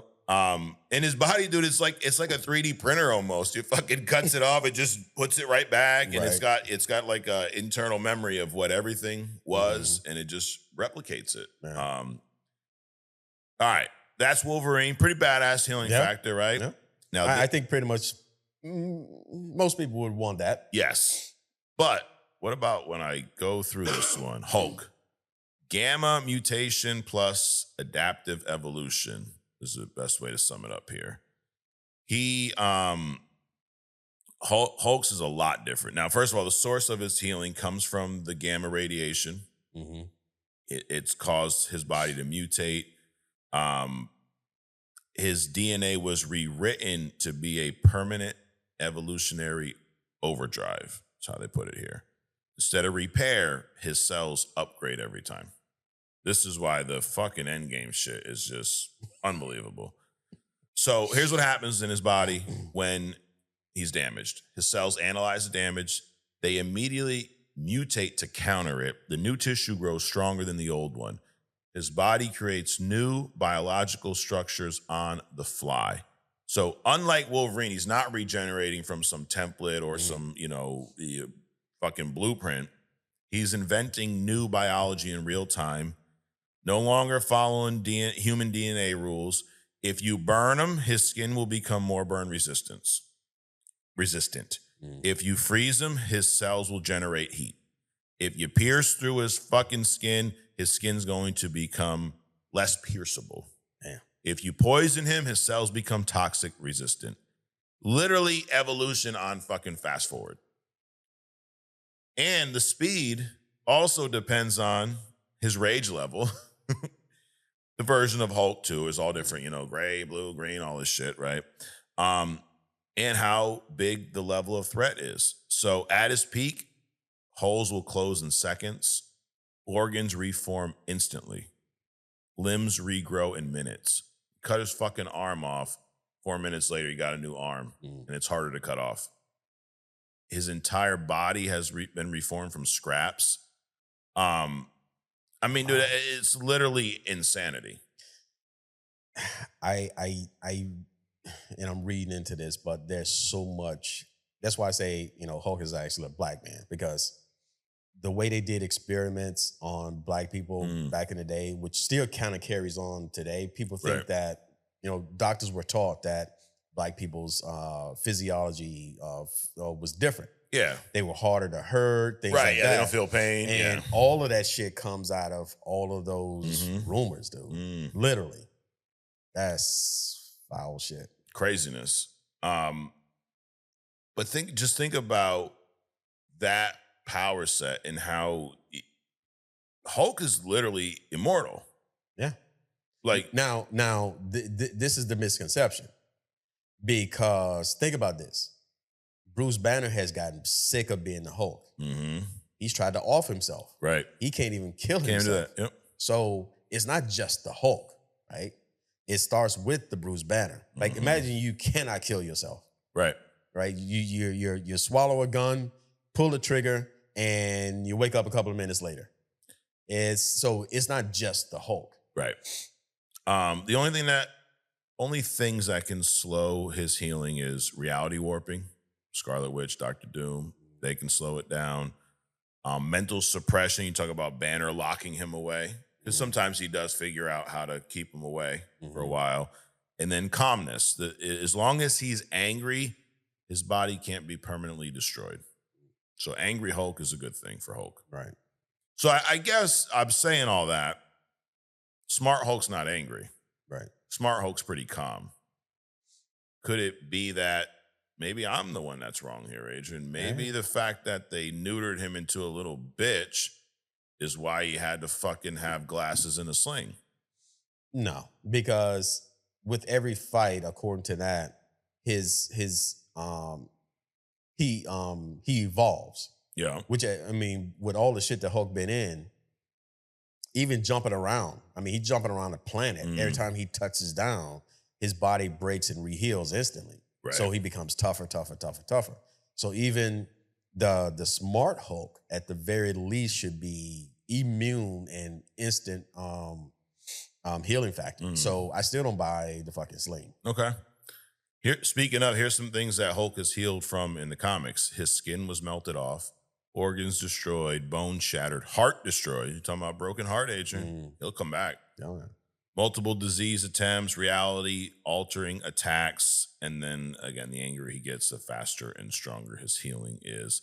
There is a comic version where Hulk is literally immortal and he is the last being alive at the end of time. Right. So there's that. Wolverine, though, is also, before we get into our last piece here, Wolverine has survived some crazy things in the comics. Nuclear explosions. He's reduced to a skeleton. He's been shot in the brain. He's been cut in half, melted, drowned. Diseases that kill normal people in hours he's dealt with. They've had some decapitation attempts, and he's been aging for almost 200 fucking years. So his thing is, as long as part of the brain's alive, he'll come back. But like we talked about earlier, the pain is something that he feels completely. He just heals through it. So two really different healing factors. You know, there are several others that I think are a lot more similar to Wolverine. Like you have Deadpool, who's created the same Weapon X program. Sabretooth's very similar to Wolverine's too. But dude, Hulk, you talk about Wolverine's amazing. Dude, Hulk's on a whole nother fucking level. Right. And then last but not least, actually I got a couple honorable mentions at the end quickly, but Spider-Man. Spider-Man is nowhere near these two when it comes to healing. Right. He's got accelerated human level healing in a nutshell. So no regeneration. He does have some enhanced repair abilities. His abilities come from his mutated spider DNA. Increased cellular fusion. He's basically like the perfect human on a fucking 10x setting. Right. So he heals 10 times faster than like a peak human. Because what we didn't talk about with humans, not just age changes. I mean, you mentioned food and diet, right? There's a lot of factors that play. Some of it's just genetics too. Some people just heal better than others, quicker. Some people don't get sick as often as others. Some of it's genetic, some of it's how you take care of yourself, right? But Spider-Man is take a peak human, multiply it by 10, okay? Right. When he gets injured, his blood clots faster than us. The bones knit faster, tissues repair quicker, inflammation's also reduced, and his immune response is a lot stronger. Even toxins will flush out quicker. He does not regrow things, though. So he cut off his fucking arm, he's gonna be one-armed Spider-Man. Right. But he does heal too fast for humans to believe he's human, right? So like a sprain for a human, 2 to 4 weeks, and it takes Spider-Man 1 to 2 days. The same fracture we talked about with us, 6 to 8 weeks. Wolverine, it was like minutes to a couple hours. Hulk is fucking instantly, takes Spider-Man days. Cuts and bruises for us, weeks. Overnight, he's gonna heal from most of that. And then the disease he's highly, highly resistant to. So he's kind of like us on fucking, in turbo mode or something. Sure. You put your car in sport mode? Yeah, oh yeah. That's, Love it. Yeah. So I got here this morning, by the way. Yeah, of course. Fucking 110. I don't have a sport mode in the Jeep. No, they got to add one. They should add one for you. No. you don't want a sport mode in No, not in a Jeep, no. So his limits, he can't regrow limbs. He can't survive brain destruction. He cannot survive total organ loss, and he can be overwhelmed by too much damage. He's definitely mortal, but he's insanely durable, Sure. And then obviously there's so much more to Spider-Man. Spider-Man alone would be an amazing deep dive. His power set, like his strength that a lot of people forget about. They think he's all, webs and shit. Well, the other thing about Spider-Man is that, you got the healing factor, which is accelerated. Right. But he has a greater resistance to injury as well. Yep. So, like, imagine if you hit one type of wood and it's solid, it does not bend at all. Well, his body is more resilient, meaning it can take an impact he's more flexible. Right. So it's not like hitting the Hulk, where it's like just a piece of steel. You're hitting something that's going to bend kind of more. So he's more that way. He's more resistant to the injury itself. Right. So therefore, he doesn't have a great healing factor. It just takes much more for him to get injured. Yes. So still, I wouldn't mind having either one of these, dude. Dude, you didn't even get into another one that's kind of, I think, is probably at the Hulk level. Who's that? On the other side, DC? the Flash. Okay. That motherfucker. Yeah. I mean, he can't get drunk, right? Right. For one. His body just instantly metabolizes that shit. Yeah. I mean, he has unlimited endurance. I mean, literally every time he's touching ground 1 million times a second. Mm-hmm. I mean, that causes injury to the body. You got to heal from that shit. Right. So, True. I mean, you probably should, go down that road That's too. a whole nother one. Right? Yeah. And also Superman. And Wonder True. Woman. I mean, there's a lot of them. Damn. Crazy. Well, we're sticking to Marvel this week because I'm a Marvel shill, Adrian. Do DC next week. Yeah. Dude, the thing is, now you start doing these deep dives, there's so much shit to talk about. Right. Because everybody, not everybody, and it's not a bad thing, but most of the time what we do is we try to gloss over and get everybody a little bit of something. Mm-hmm. But you take one of these powers and you can talk about anybody for fucking 10 hours, dude. Like, But I want people to understand, and this is what medicine has done. Medicine has made you dependent on the medicine and not the body's ability to heal itself. The body is an amazing piece of machinery itself. You think about the Hulk. Oh my God, it's impossible to transform. Have you ever been bit by a bee? Yeah. I mean, you have an allergic reaction to fish. I've had it, dude. Dude, your fucking body goes through a transformation. Yep. I mean, you swell up almost instantaneously. Dude, you saw me a few months ago and my fucking leg was twice the size that I got stung by one bitch-ass bee. Yeah. So your body has the amazing ability to transform. Sure. To heal itself. All this. I mean, you think about, you don't have the same blood as you did 30 days ago. Right. You can recover 50% of your liver. Your body's an amazing thing. These drugs are actually nerfing your body. They're making it dependent on all this shit that you're consuming. Even down to the fabric softening that you put in your fucking dryer. The fabric softener prevents your towels from becoming more absorbent, right? Because the fabric softener puts a coat of plastic over your fucking towels to prevent the moisture. So you got to wash them more. Right, so you got to wash them more, buy more detergent, blah, blah, blah, blah. Of course. And then you covering your body with plastic, all the clothes and shit. My God, none of that shit's real. Yep. So medicine is they're actually training your body to the more education you get, the richer you are, the more access you have to things. And then you'd be like, oh my God, stop doing this. So you raise your kids like that, but everybody else is fucked. Right. Your body is an amazing piece of machinery. It can do a lot of things. Medicine is fucked us all. Yes. Our two honorable mentions before we move on. One is Sentry. We saw in Thunderbolts. Yep. His isn't even really healing. It's like matter control. He can rebuild molecules. He can recreate organs. He can reform from vapor. So assuming he gets hurt in the first place. Exactly. Right. He can manipulate his own atoms essentially. So it's just a whole and that's the thing. When you see this on screen, you think he's healing, but it's not healing. It's him rebuilding the actual molecules. And then you got Silver Surfer, which is more, he uses the power cosmic to rebuild his body, recreates matter, repairs damage at an atomic level.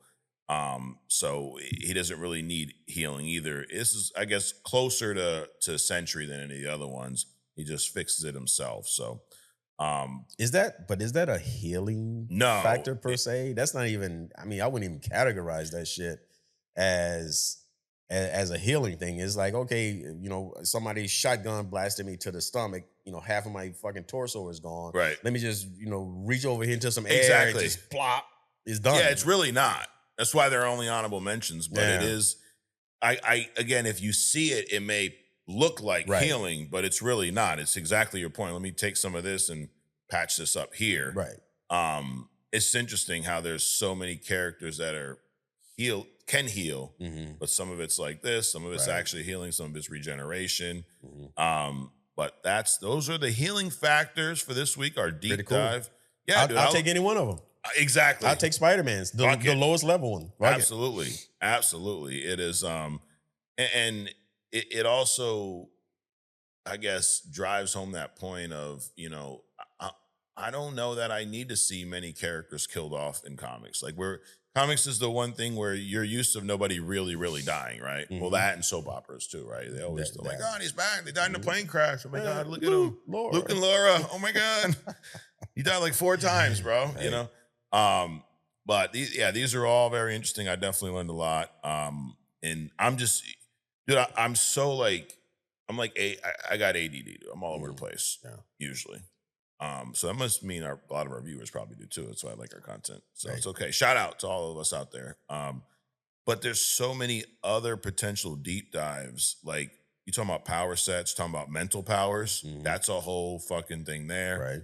The way different people's durability, you know, you talking about Superman, how durable his skin is. Why is it? The impacts of kryptonite. There's so much shit we can do here. Yeah. So it's been a lot of fun, dude. I'm learning a lot. Yeah. Well, that is our deep dive on how they heal. Moving on, Adrian. We have a segment here. We use it every once in a while. It is called this. Finally! This is where I finally watch something that just about everyone and their fucking brother and their mother and their brother's mother and their brother's cousin's wife, if you're down in the South, you know, have seen. All you brusins. Digging the cousin in the dirt. There you go. Those motherfuckers too. This is one of your favorite movies, Adrian, The Matrix. I finally sat down this week. Now, it took me about 4 nights, to be honest. I kept falling asleep. Wow. I finally watched this movie through and through. I didn't skip it. I didn't fall asleep. If I did, I would go back and watch it. So I finally got the Matrix effect, Adrian. And before I get into my thoughts on this, I'm going to talk about this more on other stuff, because our other stuff, deep dive this week, is going to be simulation.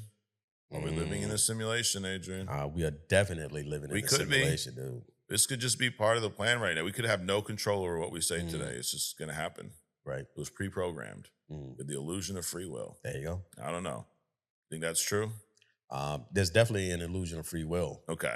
I don't know how far it extends, but there's definitely that. Like, what stops me from doing this? Well, let's see how we say Nothing, that. really. No. Or maybe I was just supposed to do it. Possibly. Who knows? So, The Matrix.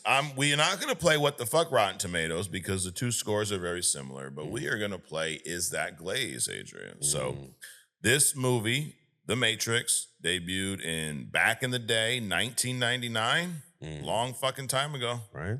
I didn't have a beard. Right when computers were supposed to blow up, right? It was that same year. Yep. I had hair on my head, not so much on my face at this point. I imagine your beard wasn't as gray as it is today. It's not gray. It's luscious. It's luscious. Okay. It was a different kind I of had luscious. gray, but it wasn't like this. this. No, not at all. 1999. No. So a lot's changed since then. But this movie debuted then on Rotten Tomatoes. It's got 209 reviews from a critic standpoint, 250,000 audience reviews. The scores for this movie right now are 83, 85. I say right now like it's going to change. It's been out for like fucking 20-something years. 83%, 85 in that range for The Matrix. Is that glaze? I'm going to say no. Not only is it not glazed, that is severely underrated. Okay. Okay. That's fucking glazed. This is a 90+ movie. Oh my God. Now that's glazed. That's what we call facts. Okay. As we do here on this show several times, Adrian, we're going to agree to disagree. So we know Adrian's glazing this movie more than I am. Hey, that's all okay. right. Hey, we all glaze different things, Adrian. Yeah. You know, some people glaze their donuts, some people glaze themselves, you know. Yeah. But anyways, I think this is fair. I think 83, 85 was I think it's not. He feels some type of way.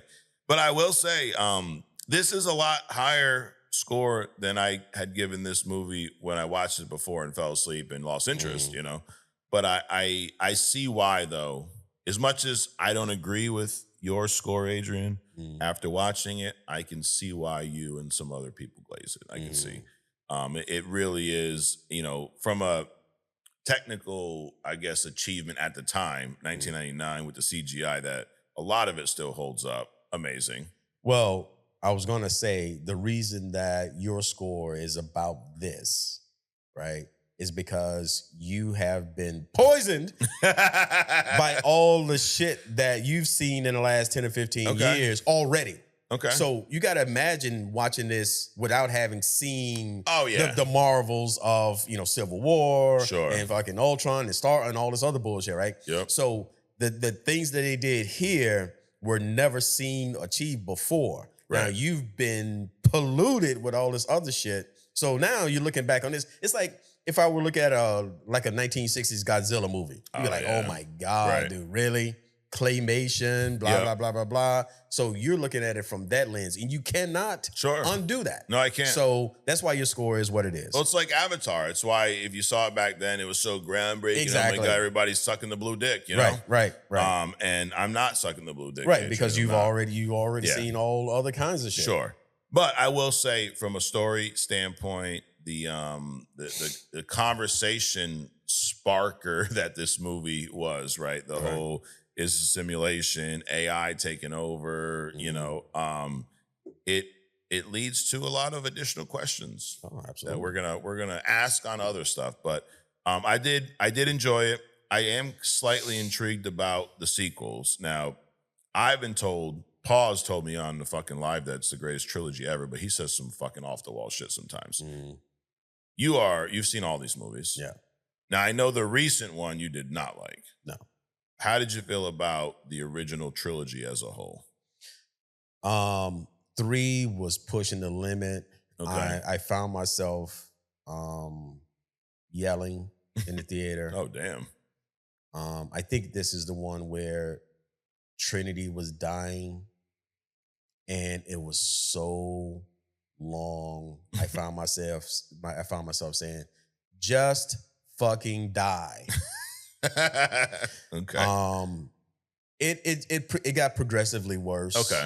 To the point where I didn't even see the last one. I don't even know if it's 4 or 5. Whatever. Oh, so you didn't really see the last one that just came out? No, the one with the newer one came out a year or two ago. Some girl fucking on the roof, and Nino's about to jump off a ledge. I was like, this is just whatever. Okay. So the first one definitely, the second one tolerable, and it just went down. But never reached the heights of this first one. Absolutely not. So is this a movie that probably didn't need sequels? No, I would say that no.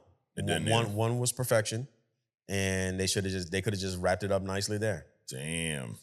And it also is a movie that its concept has, I think, inspired a lot of other movies. Absolutely. Like, we've also partly inspired by some movies that maybe came before it. I mean, you had the Terminator series that started the AI stuff, right? This is a different take on it. There's nothing original. Everybody's take bills off of everybody else's shit. Sure.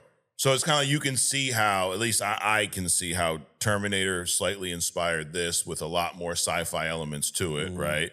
And then how this inspired movies like even iRobot. Remember that movie with Will Smith? I mean, more obviously the robotic AI, not these machines that then took over, but all the same concept overall is AI is going to eventually want to take us out for different reasons.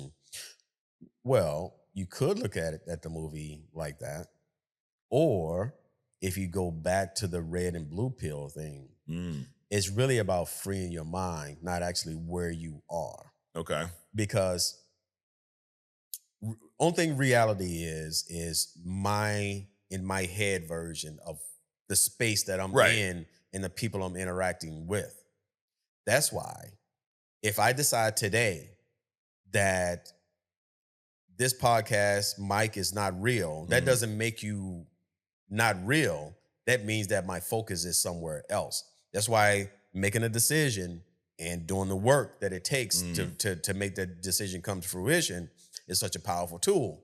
I think that this movie, it can be about whether or not we're living in a simulation, but it's also about the power of the mind and what you can do once you decide. Nino jumping across that building. Yeah. It's like, I've never seen anybody jump across the fucking highway before to another building. So that's why he failed the first time. Correct. That's why everybody failed. But once he freed his mind, now you can do anything you want to do. So. Yeah, no, there's a lot of life lessons in the interpretation of this movie. And it really, above the AI stuff, when you look at it, from metaphorically speaking, that whole contrast of the people that acknowledge they're in the Matrix, that's like the rat race. That's how I look at this. People that acknowledge that we are doing what our predecessors designed us to do in a way. Rockefeller taught us to go to school and then become really good employees. Not questioning the game. Don't question anybody. Just fucking do your job, shut the fuck up. Someone's always going to be in charge of you, and make the people at top rich, happy, whatever, however you want to look at it. Trillionaire boy. Trillionaires.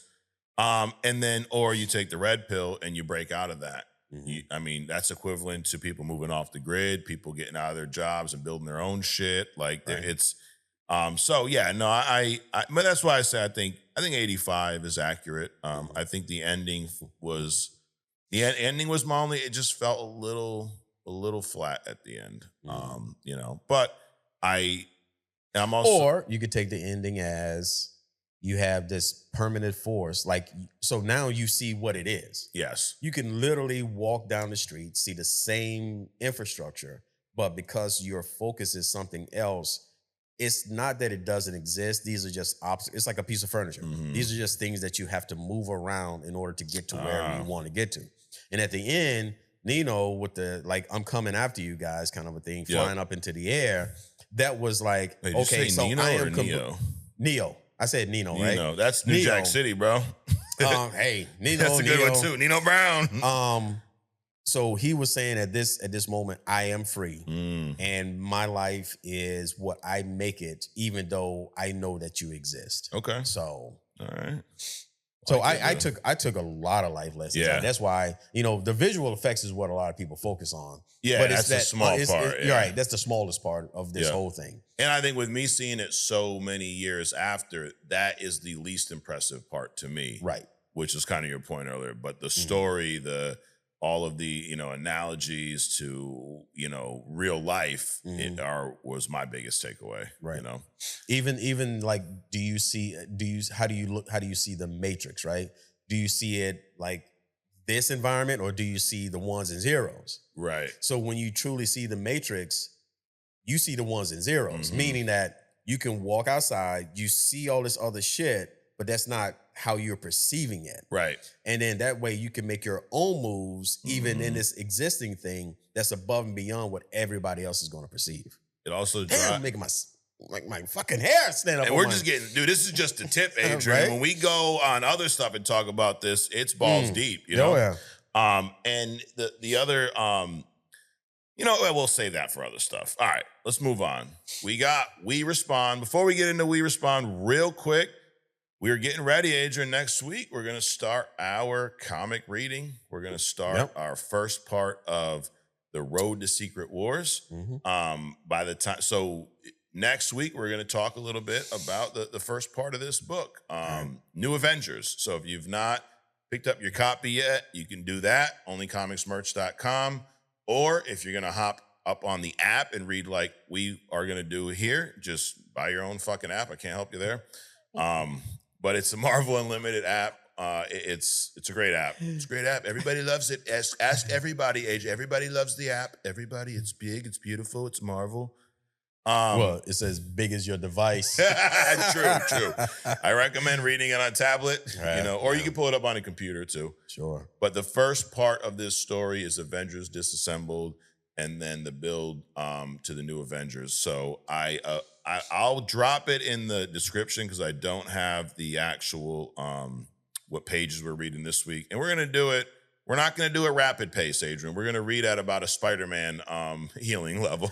I gotta, bounce between, Avengers and Hallmark. Exactly. So we're probably going to read one of these trade paperbacks, one of these graphic novels a month. So we'll break it up into 4 parts. So it would be probably, I don't know, anywhere from 30 to 40 pages a week. Yeah. So they got a lot of pictures too, so it's easy to read. Right. But I'll put that in the description. Actually, if you're watching this now, it's already there. It's like magic. There you go. So before we, actually not before, we're going to do We Respond right now, Adrian. We are going to respond to the interns. I love that dude Pablo's avatar is still balls in the lettuce. That's good, dude. All right, we respond. Here we go. That dude Pablo says, I work with AI daily as an engineer. It's getting better, but I'm just saying I don't see the path to singularity. I think we're decades off, if ever. I agree with that. I'd also like to see it limited to non-creative spaces. Like, I don't want AI art and music and shit. Leave something for the humans. I think a lot of people agree with that. The AI, it's touchy because I don't want to say I don't want it. I just want it to be in its own space. I would agree with that. Like, if you go on YouTube and you see these AI, I think women are in trouble, dude. Yeah. I think they're in trouble. There's a lot of industries that are in trouble because the online porn thing was a big thing. Yeah. And most of that was about looking at women, right? Mm-hmm. And now you have the capability to create lifelike women any kind of way that you want to. Where you want, yeah. So if a big market is just viewing women, you can look at any kind of the perfect woman, right? Mm-hmm. So then that values, because I think women's value and men's values are different. Yeah. There's a lot wrapped around, and I'm not saying that this is the only thing, but there's a lot wrapped around the appearance of things, especially to men. And men's value is their ability to do and provide. Well, if I can just look at something that satisfies me, when I walk into the real world, I'm probably going to devalue these imperfect things, right? So if I can make a woman that's AI, that's perfect, I'm not going to tolerate anything less than that. Right. So I go into the real world and try to interact with a real person, and it's a fucking minefield. It's like that Black Phone episode. So I'm concerned about that. I'm concerned about that, but I do agree with that things creative should have, leave that, because there's two songs right now. There's an AI girl R&B singer. Yeah. Her shit's popping. There's a country music song that's like number 5 or some shit on the charts. Dude. That's crazy. Yeah. So yeah, I mean, again, like medicine, they're blurring these lines. Yeah. And but I don't agree that it's going to be a decade away. I think it's closer than people think. What, singularity? Singularity. Really? They're just kind of, dude, I've been diving into a lot of AI over the last week. This shit's crazy. It is. Now, so define singularity. What do you define as singularity? I would assume it means the AI doing things on their own. Like, well, they're doing that now. Okay. I think singularity means self-aware, sentient. Okay. Right? An AI that doesn't know that it's AI and has capability and or access. It's not the self-awareness that's scaring people. It's what it can do with that. Right. What it has access to. Because we know we're fucked up individuals. Right. So depending on how much of a moral compass this AI has, I don't think it's crazy that Ultron was created, got online, in 5 minutes said, fuck all these motherfuckers. Look what they've been doing here. Right. Because he's not looking at it as an American citizen, a Sokovian. He's looking at it as, bro, they bomb each other, they steal from each other, they fuck each other. These motherfuckers all need to be wiped out. Right. Ultron was right. Right. So not agreeing with that. But anyway, but so I don't think singularity is far off. The way they do technology is already here. They just kind of unplugging the cable so it doesn't get out somewhere, right? But right now what they're doing is, so PlayStation 20 is already on the shelf, is built, is ready to go. We're on 5 now, so we're gonna market this shit. We're gonna market 5 and 6 and 7 and 8 all the way up to 20. And by the time we get to 20, 100 is gonna be out on the shelf. So it's already here. Right. It's just not being released, and we're getting the introduction to. So by the time the sentient thing comes up, you will have, like I said, 10 years, right? You will have a fucking Independence Day event happen, right? Right. Because they're leading you toward it right now. They're preparing you for it. Yeah. Right? True. So true. Craziness, dude. But I do agree with him that, leave us something. Yeah. I mean, if you are theoretically going to take away all of our jobs, at least give us the creative space Yeah, for let's those paint that some want to shit, be dude. creative. Come on, You know. you know. The Matrix. Back to the Matrix. One of the Yep. comments I wanted to make. The guy that he wanted to be plugged back in. Mhm.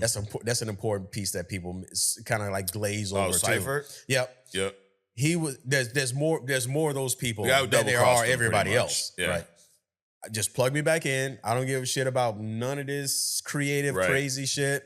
Just give me what I already know. Yeah. And there's so many. So those are the people, they never want to be entrepreneurs. They never want to be managers. I know people that have been offered promotions Turn them and down. turn them Yeah, down same. because they don't want the responsibility of it. They just want to go in, punch a clock, and go home. Fuck that. So there's more ciphers than you think. We only live once, dude. Give me the promotion, give me the money, Right. give me the shit so I can go fucking spend it and enjoy my life. There you go. DJ Super Soldier says, AWOB, my guys. AWOB, everybody. Mike, you beat me to it. Squirrel Girl is thick as fuck. Damn, she's thicker than a Snicker, as they say, Adrian. It's that tail tucked away. Dude, even without the tail. Yeah. Yeah, shit. You guys need to watch Snowfall. Get that to the top of the list. I keep hearing that, Snowfall. Fuck Snowfall. It's another show that everyone says everyone should watch. I don't even know what it's about. Reading guide, is it only Avengers Disassembled or the whole new Avengers? Can't be said enough. GOAT podcast, someone cut these guys a check. A motherfucking check. I agree. I agree with all that. So I answered DJ here, but so everybody else who's asking about the new Avengers book, it is Avengers Disassembled, and then it is, I think it's 3 or 4 other comics that take place right after. And it shows you how the new Avengers are assembled after Disassembled. So if he already has Disassembled, which is rare because that comic is hard to find. You can't get it from the distributor anymore. If you're buying it, it's a used copy somewhere, or unless someone just had a brand new one they never sold. That one's harder to find than New Avengers. New Avengers is more because it has a lot more content in it.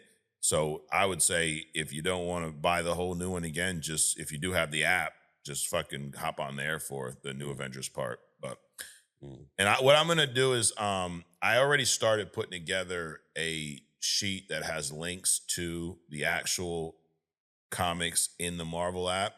So the goal is you'd be able to access this. I think I'm gonna put it on the website. You just click on the link from your device and it will open that book in your app. So that, because the one downfall about the app, sometimes it's hard to find the exact comic you're looking for because the search kind of sucks, moose cock and balls.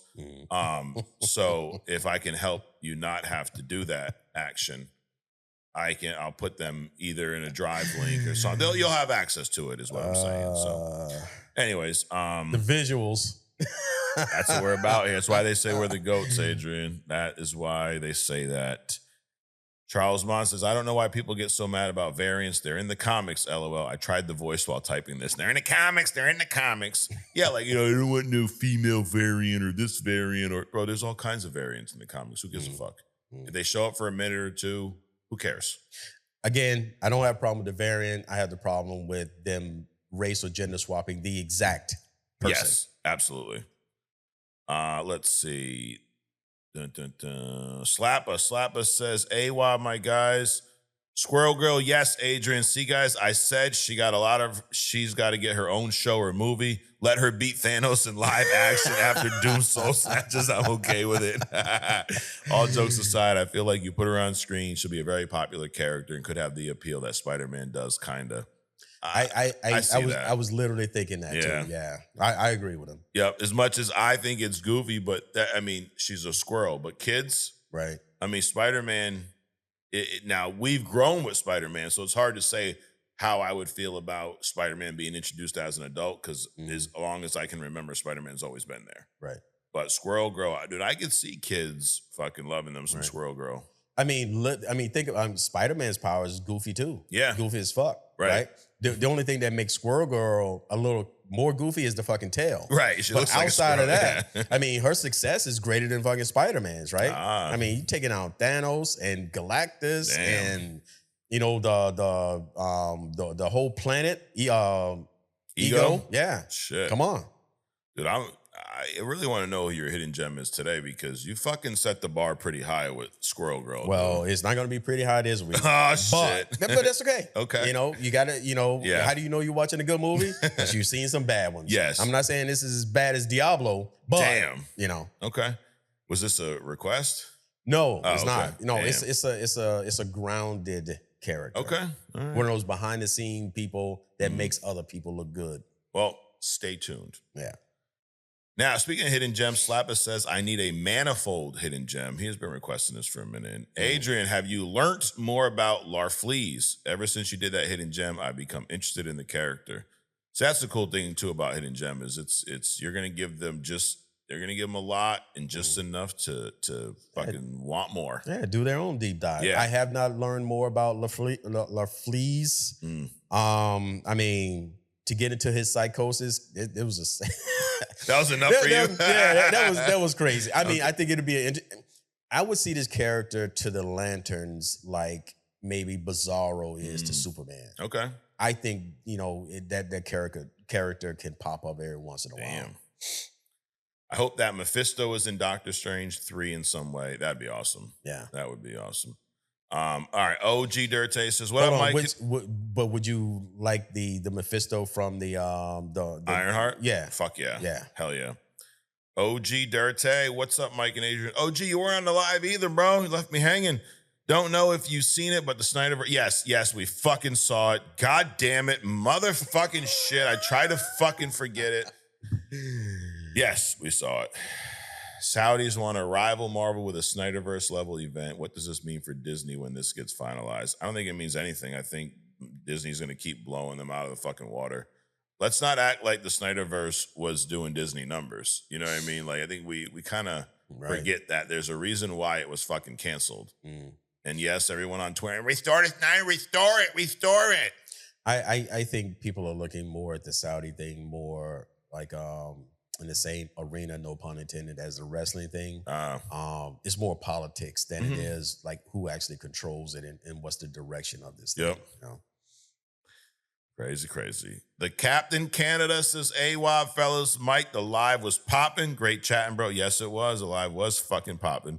I love how they brought Vision and Ultron to live action in the MCU. Wish we could have seen more of Ultron, which we might get in Vision Quest. Yes.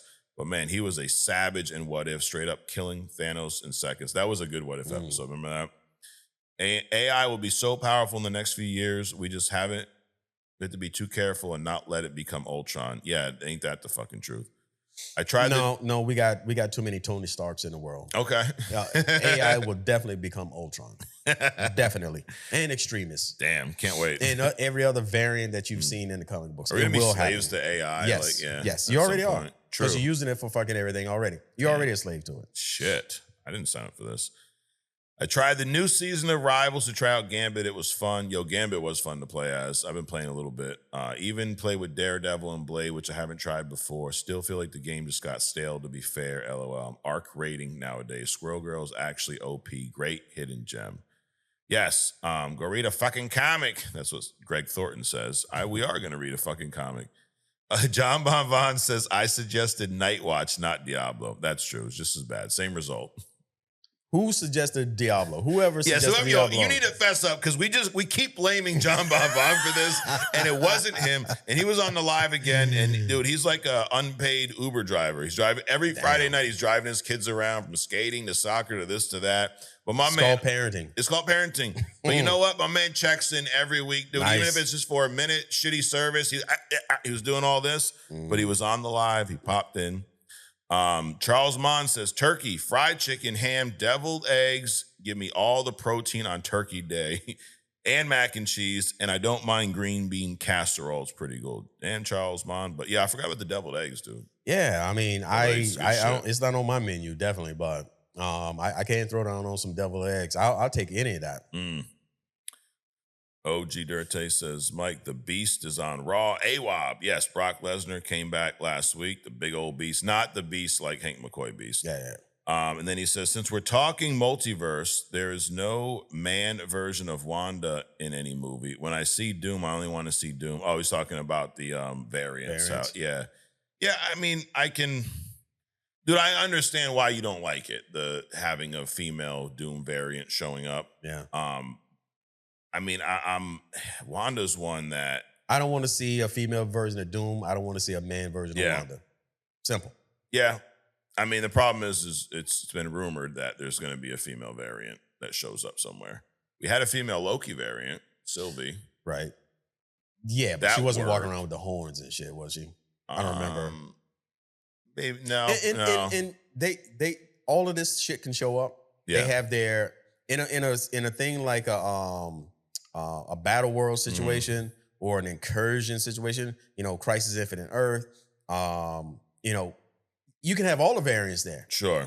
But then make them go away and let's stick to the ones that we know about. Oh, yeah. I just hope that if we do have it, it is limited to something very minute. Like I mean, you're not going to have a female version overtaking RDJ's Doom. No. Not on the permanent No, we basis. really shouldn't. You're definitely not going to have that. We really fucking shouldn't. All right, let's check out our friends on Spotify. I've been neglecting Spotify, Adrian, but what are you going to do? You can't be perfect around here. All right, let's see. Justin Doran, because their fucking thing is a little stupid. Hey, Wild Boys, love the episode. Got me interested for Vision Quest now. Also, very awesome that James Spader is coming back as Ultron. I agree. That new Doctor Strange movie sounds interesting, and hopefully we do not see old Stephen Doom in that movie. I'm interested to know what are your expectations for Punisher in the new Spider-Man. I'm hoping they don't tone him down. I'd also love to see a one-on-one against the Punisher and Savage Hulk. That being said, if we do get Savage Hulk back, I'd like to hear your thoughts. Well, one-on-one with Punisher and Savage Hulk ain't going to last that long. No. Hulk's going to fucking boot him back to the fucking Daredevil show. Right. I don't think they're going to tone down Punisher the way people think they're going to tone down Punisher. I think you'll see less blood. I think you'll see less gore, but I think you'll see just as much killing. I think that's a mistake. Not your perspective of what you think is going to happen, but them toning him down because that's what's made him popular. Americans are savage. Right. They want to see this bullshit. Remember, but it's PG-13 though. So what? Make it not PG-13. Make it fucking That's R. not going to happen. Whatever. But I do think he will kill equally as much. Like, I don't think they're going to make him someone we talking about Punisher in the Spider-Man movie? Yes, in the Spider-Man movie. Okay, yeah. Oh, sure. But I don't think he's going to, like, not kill for a movie. I just think they're going to shoot it in a way where it's not going to be as graphic because this is a Spider-Man movie. Or he does something or he's about to do something. There's some sound effect and it's understood what has happened. Right. Got it. You will see and feel the impact. You may not just see and feel all the blood and gore. Understood. I mean, I always go back to Matt Reeves' The Batman. That was a PG-13 movie. Mm-hmm. During the serial killing scenes, they weren't that graphic, but they were definitely impactful, dude. Like when he's watching the mayor in the beginning and he shows up in the fucking dark and hits him with the damn carpet thing and strangles him. Mm-hmm. You know what the hell's going on. Right. Or in the car scene when he's waiting in the car and it's not the mayor, it's some other politician's position. But when he tapes the guy's face up with the bomb and shit, you see him fucking the guy. It's just like a blurry type of camera shot. It almost makes it a little more menacing, that you can't see it because you're forming almost this visual picture. So my point is, there's ways to do it. When they shoot like that, it's almost like, so we all agree that reading a book, the movie version of a book is not as good as the book. Usually, yeah. Typically. And the reason is because your imagination fills in the spaces around the words. Mm-hmm. When you shoot a film like that, when you're obscuring something, your mind fills in. It actually makes it kind of more graphic. Oh, sure. Because it's your impression of what's happening, not the director's impression of what he's trying to show you. Yeah, absolutely. So it's like a book inside of a movie, which is cool. Mm-hmm. Yake82 says, AWOB gentlemen, Aquaman wants to be a baddie. He's got the size, so let's make this happen. And he talks about Alan Richardson confirms he's in talk for the DCU. I want to play a little messier version of Aquaman, pretty much. I said this a few weeks ago. I definitely think Richardson should play Aquaman. Well, he did in Smallville. in Smallville years ago. Years ago. So, I mean, he's doing his comedy route now. I think it's fucking in the same T-shirt that he plays in Reacher. I think he's he's reaching, or he's being casted incorrectly. They're stereotyping him as this Reacher character, this rigid person. I think it would make an excellent Aquaman. Mm-hmm. And since Jason Momoa like took the cap off of what an Aquaman can be, right? If Richardson came in, he would take that times 10. Because Aquaman, like I said, he's Superman underwater, right? And Wonder Woman is the Amazonian version of a Superman. Mm-hmm. They kind of all have the same power sets. Sure. As far as strength, speed, durability. Well, not speed so much. Superman is top tier on that. Aquaman and Wonder Woman is about the same when it comes to speed, because Wonder Woman can fly, but she can't do the outer space stuff and the light speed stuff. But excellent choice, I think. Yeah, absolutely. So remains to be seen. Who knows, dude? Maybe the Saudis come in, wipe them out. Jason Momoa's back. Ben Affleck's back. Fucking Ezra Miller's back. Kidnapping people, beating them up in bars. It sounds fantastic, doesn't it? Throwing babies in microwaves. Yeah, why not? Why not? Whatever. So, well, that is We Respond. Appreciate all you guys dropping comments. If you do need the comics that we talked about, onlycomicsmerch.com. If you don't, then don't go there, Or you can go there for merch and stuff if you want to. Sure. Anyways, Adrian, the suspense has been building, especially when you downplayed this hidden gem a little bit, So it's not a suggestion. It's a more grounded one, like you said. So I'm going to pass the baton to you. Who is our hidden gem of the day? Hidden gem of today, Felicity Smoke. Who the fuck is that? Exactly. So, you know how we have like Barbara Gordon, she's in the background. We have Jim, we have Alfred. Well, Felicity Smoke is an Arrowverse character. Okay. She is like the chick Barbara Gordon with the Oracle. She's a computer hacker, right? Okay. And she is on the Team Arrow. She's like Snowden, but so much hotter. Damn. So she's a computer hacker. She came on the scene. She kind of basically erased her own history so that she can do this stuff anonymously, right? She got on the underground radar as someone who can get things done. Okay. And she was originally hired to actually get rid of the Arrow, but when she found out who he was, when she found out, she was hired to destroy someone. She didn't know who it was up until the last minute. Then when she found out that it was the Green Arrow, she jumped ship. She moved over to Team Arrow. Damn. But when she found out who it was, coincidentally, she already knew who Arrow was because she had seen him throughout the city, Central City. So she was kind of a fan. And so with her computer hacking skills, she found out who he was, Oliver Queen. And so when she found out she was hired to get rid of, she was like, fuck that, right? Already like this guy. I'm already following this guy, which you also should do with Only Comics. Yes. Then she's like, I'm gonna move over. So she was being solicited by another company. Here? Yep. Okay. That is Felicity Smoke, Smoak. Yeah. Smoke. She is smoking. As well as Emily Bette Richards, who played Felicity Smoke in the CW. Right. Yep. The Green Arrow. So she is the backbone of the Green Arrow. And you know how Oliver likes to go off every once in a while, right? So she kind of like steers him back. Yeah. And John Diggle, who's basically a kind of an FBI guy. So you got the Green Arrow, who likes to go off the cuff. You got John Diggle, who is like an FBI guy, some Secret Service kind of a guy. And then you got Felicity Smoke. Yeah, where she's kind of grounds both of them. She keeps keeps Team Arrow from doing some brutal shit because Oliver wants to go there sometimes, right? Because remember, Green Arrow is what a spinoff or kind of a copy of the Batman, and Batman just like loves breaking legs and ribs and shit.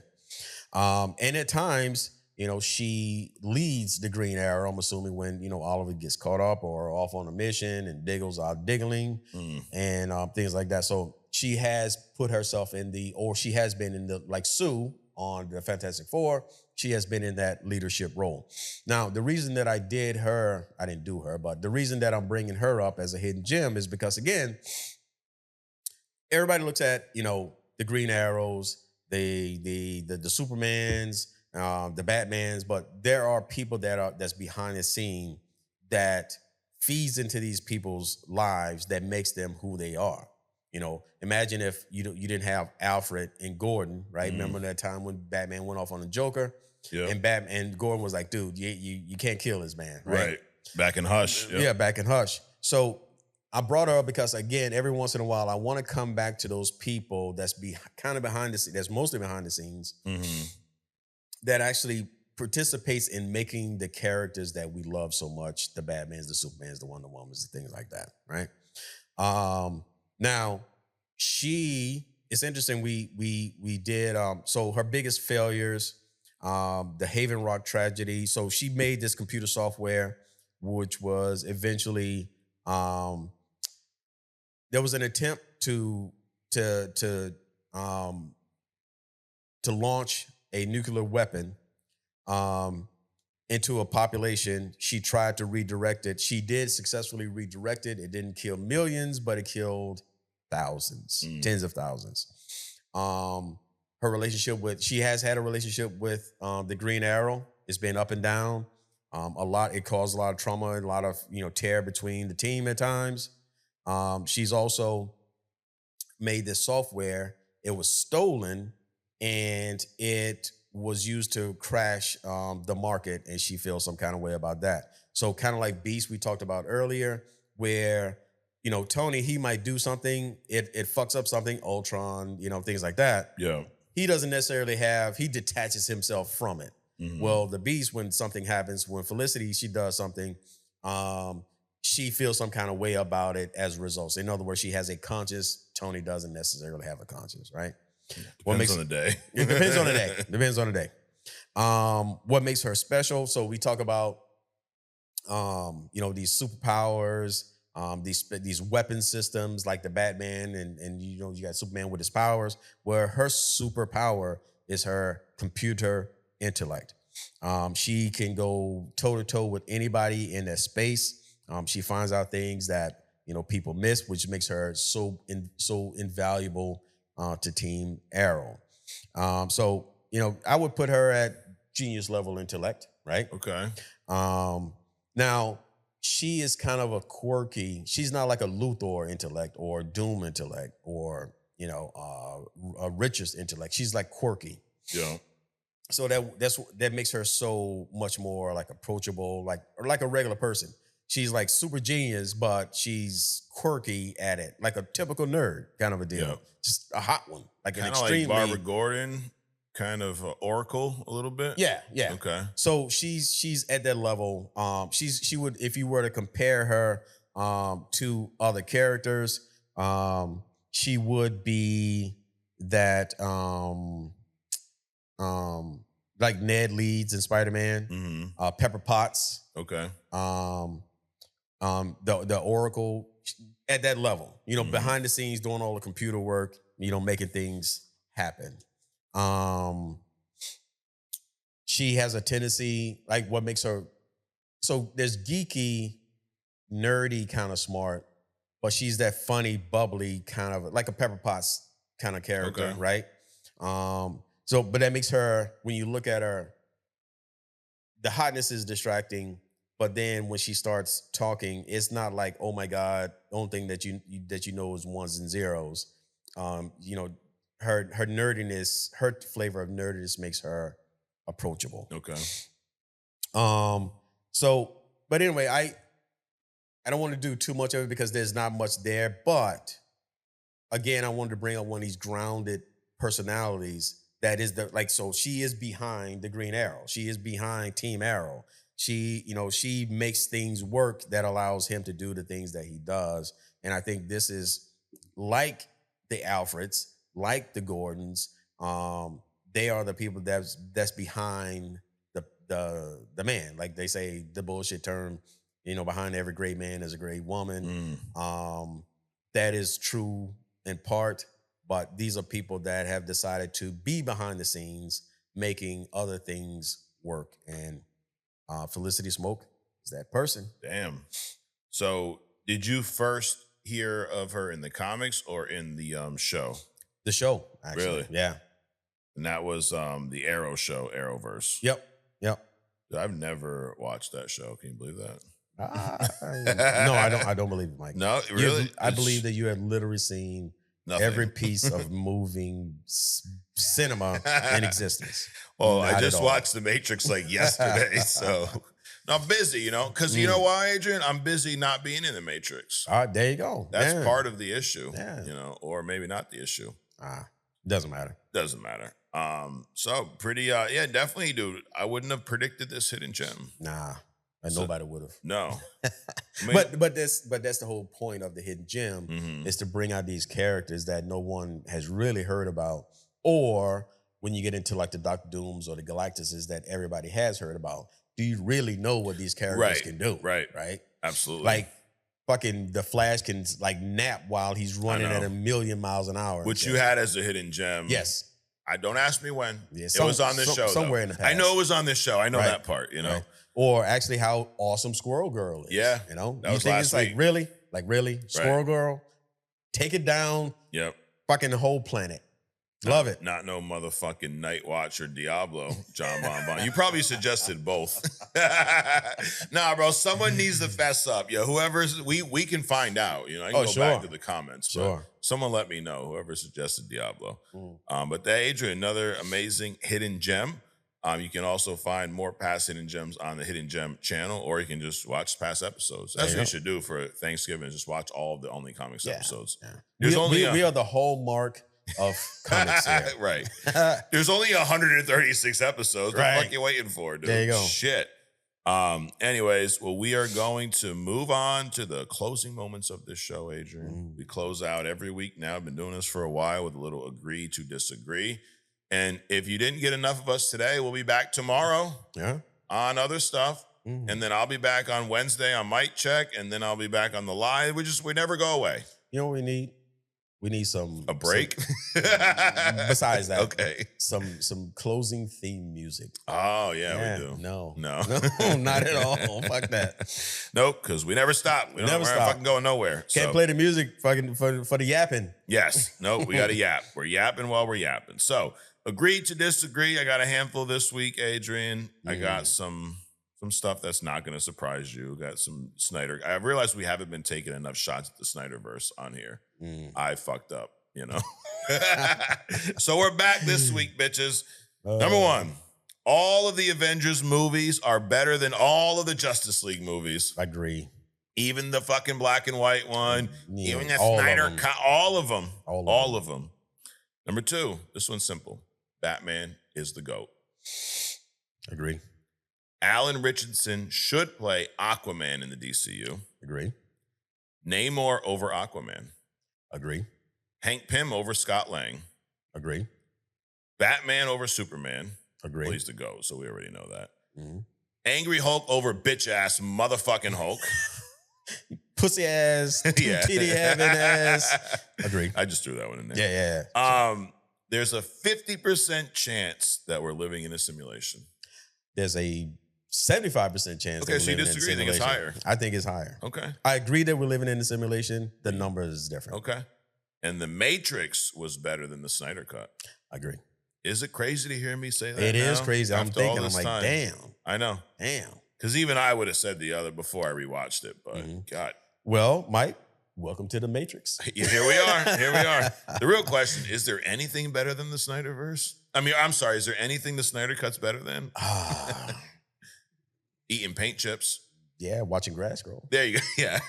You know, Getting slapped in the face. At least that'll be over quick. kicked in the balls. There you go. That one. So anyways, and then last but not least, everybody should go to onlycomicsmerch.com.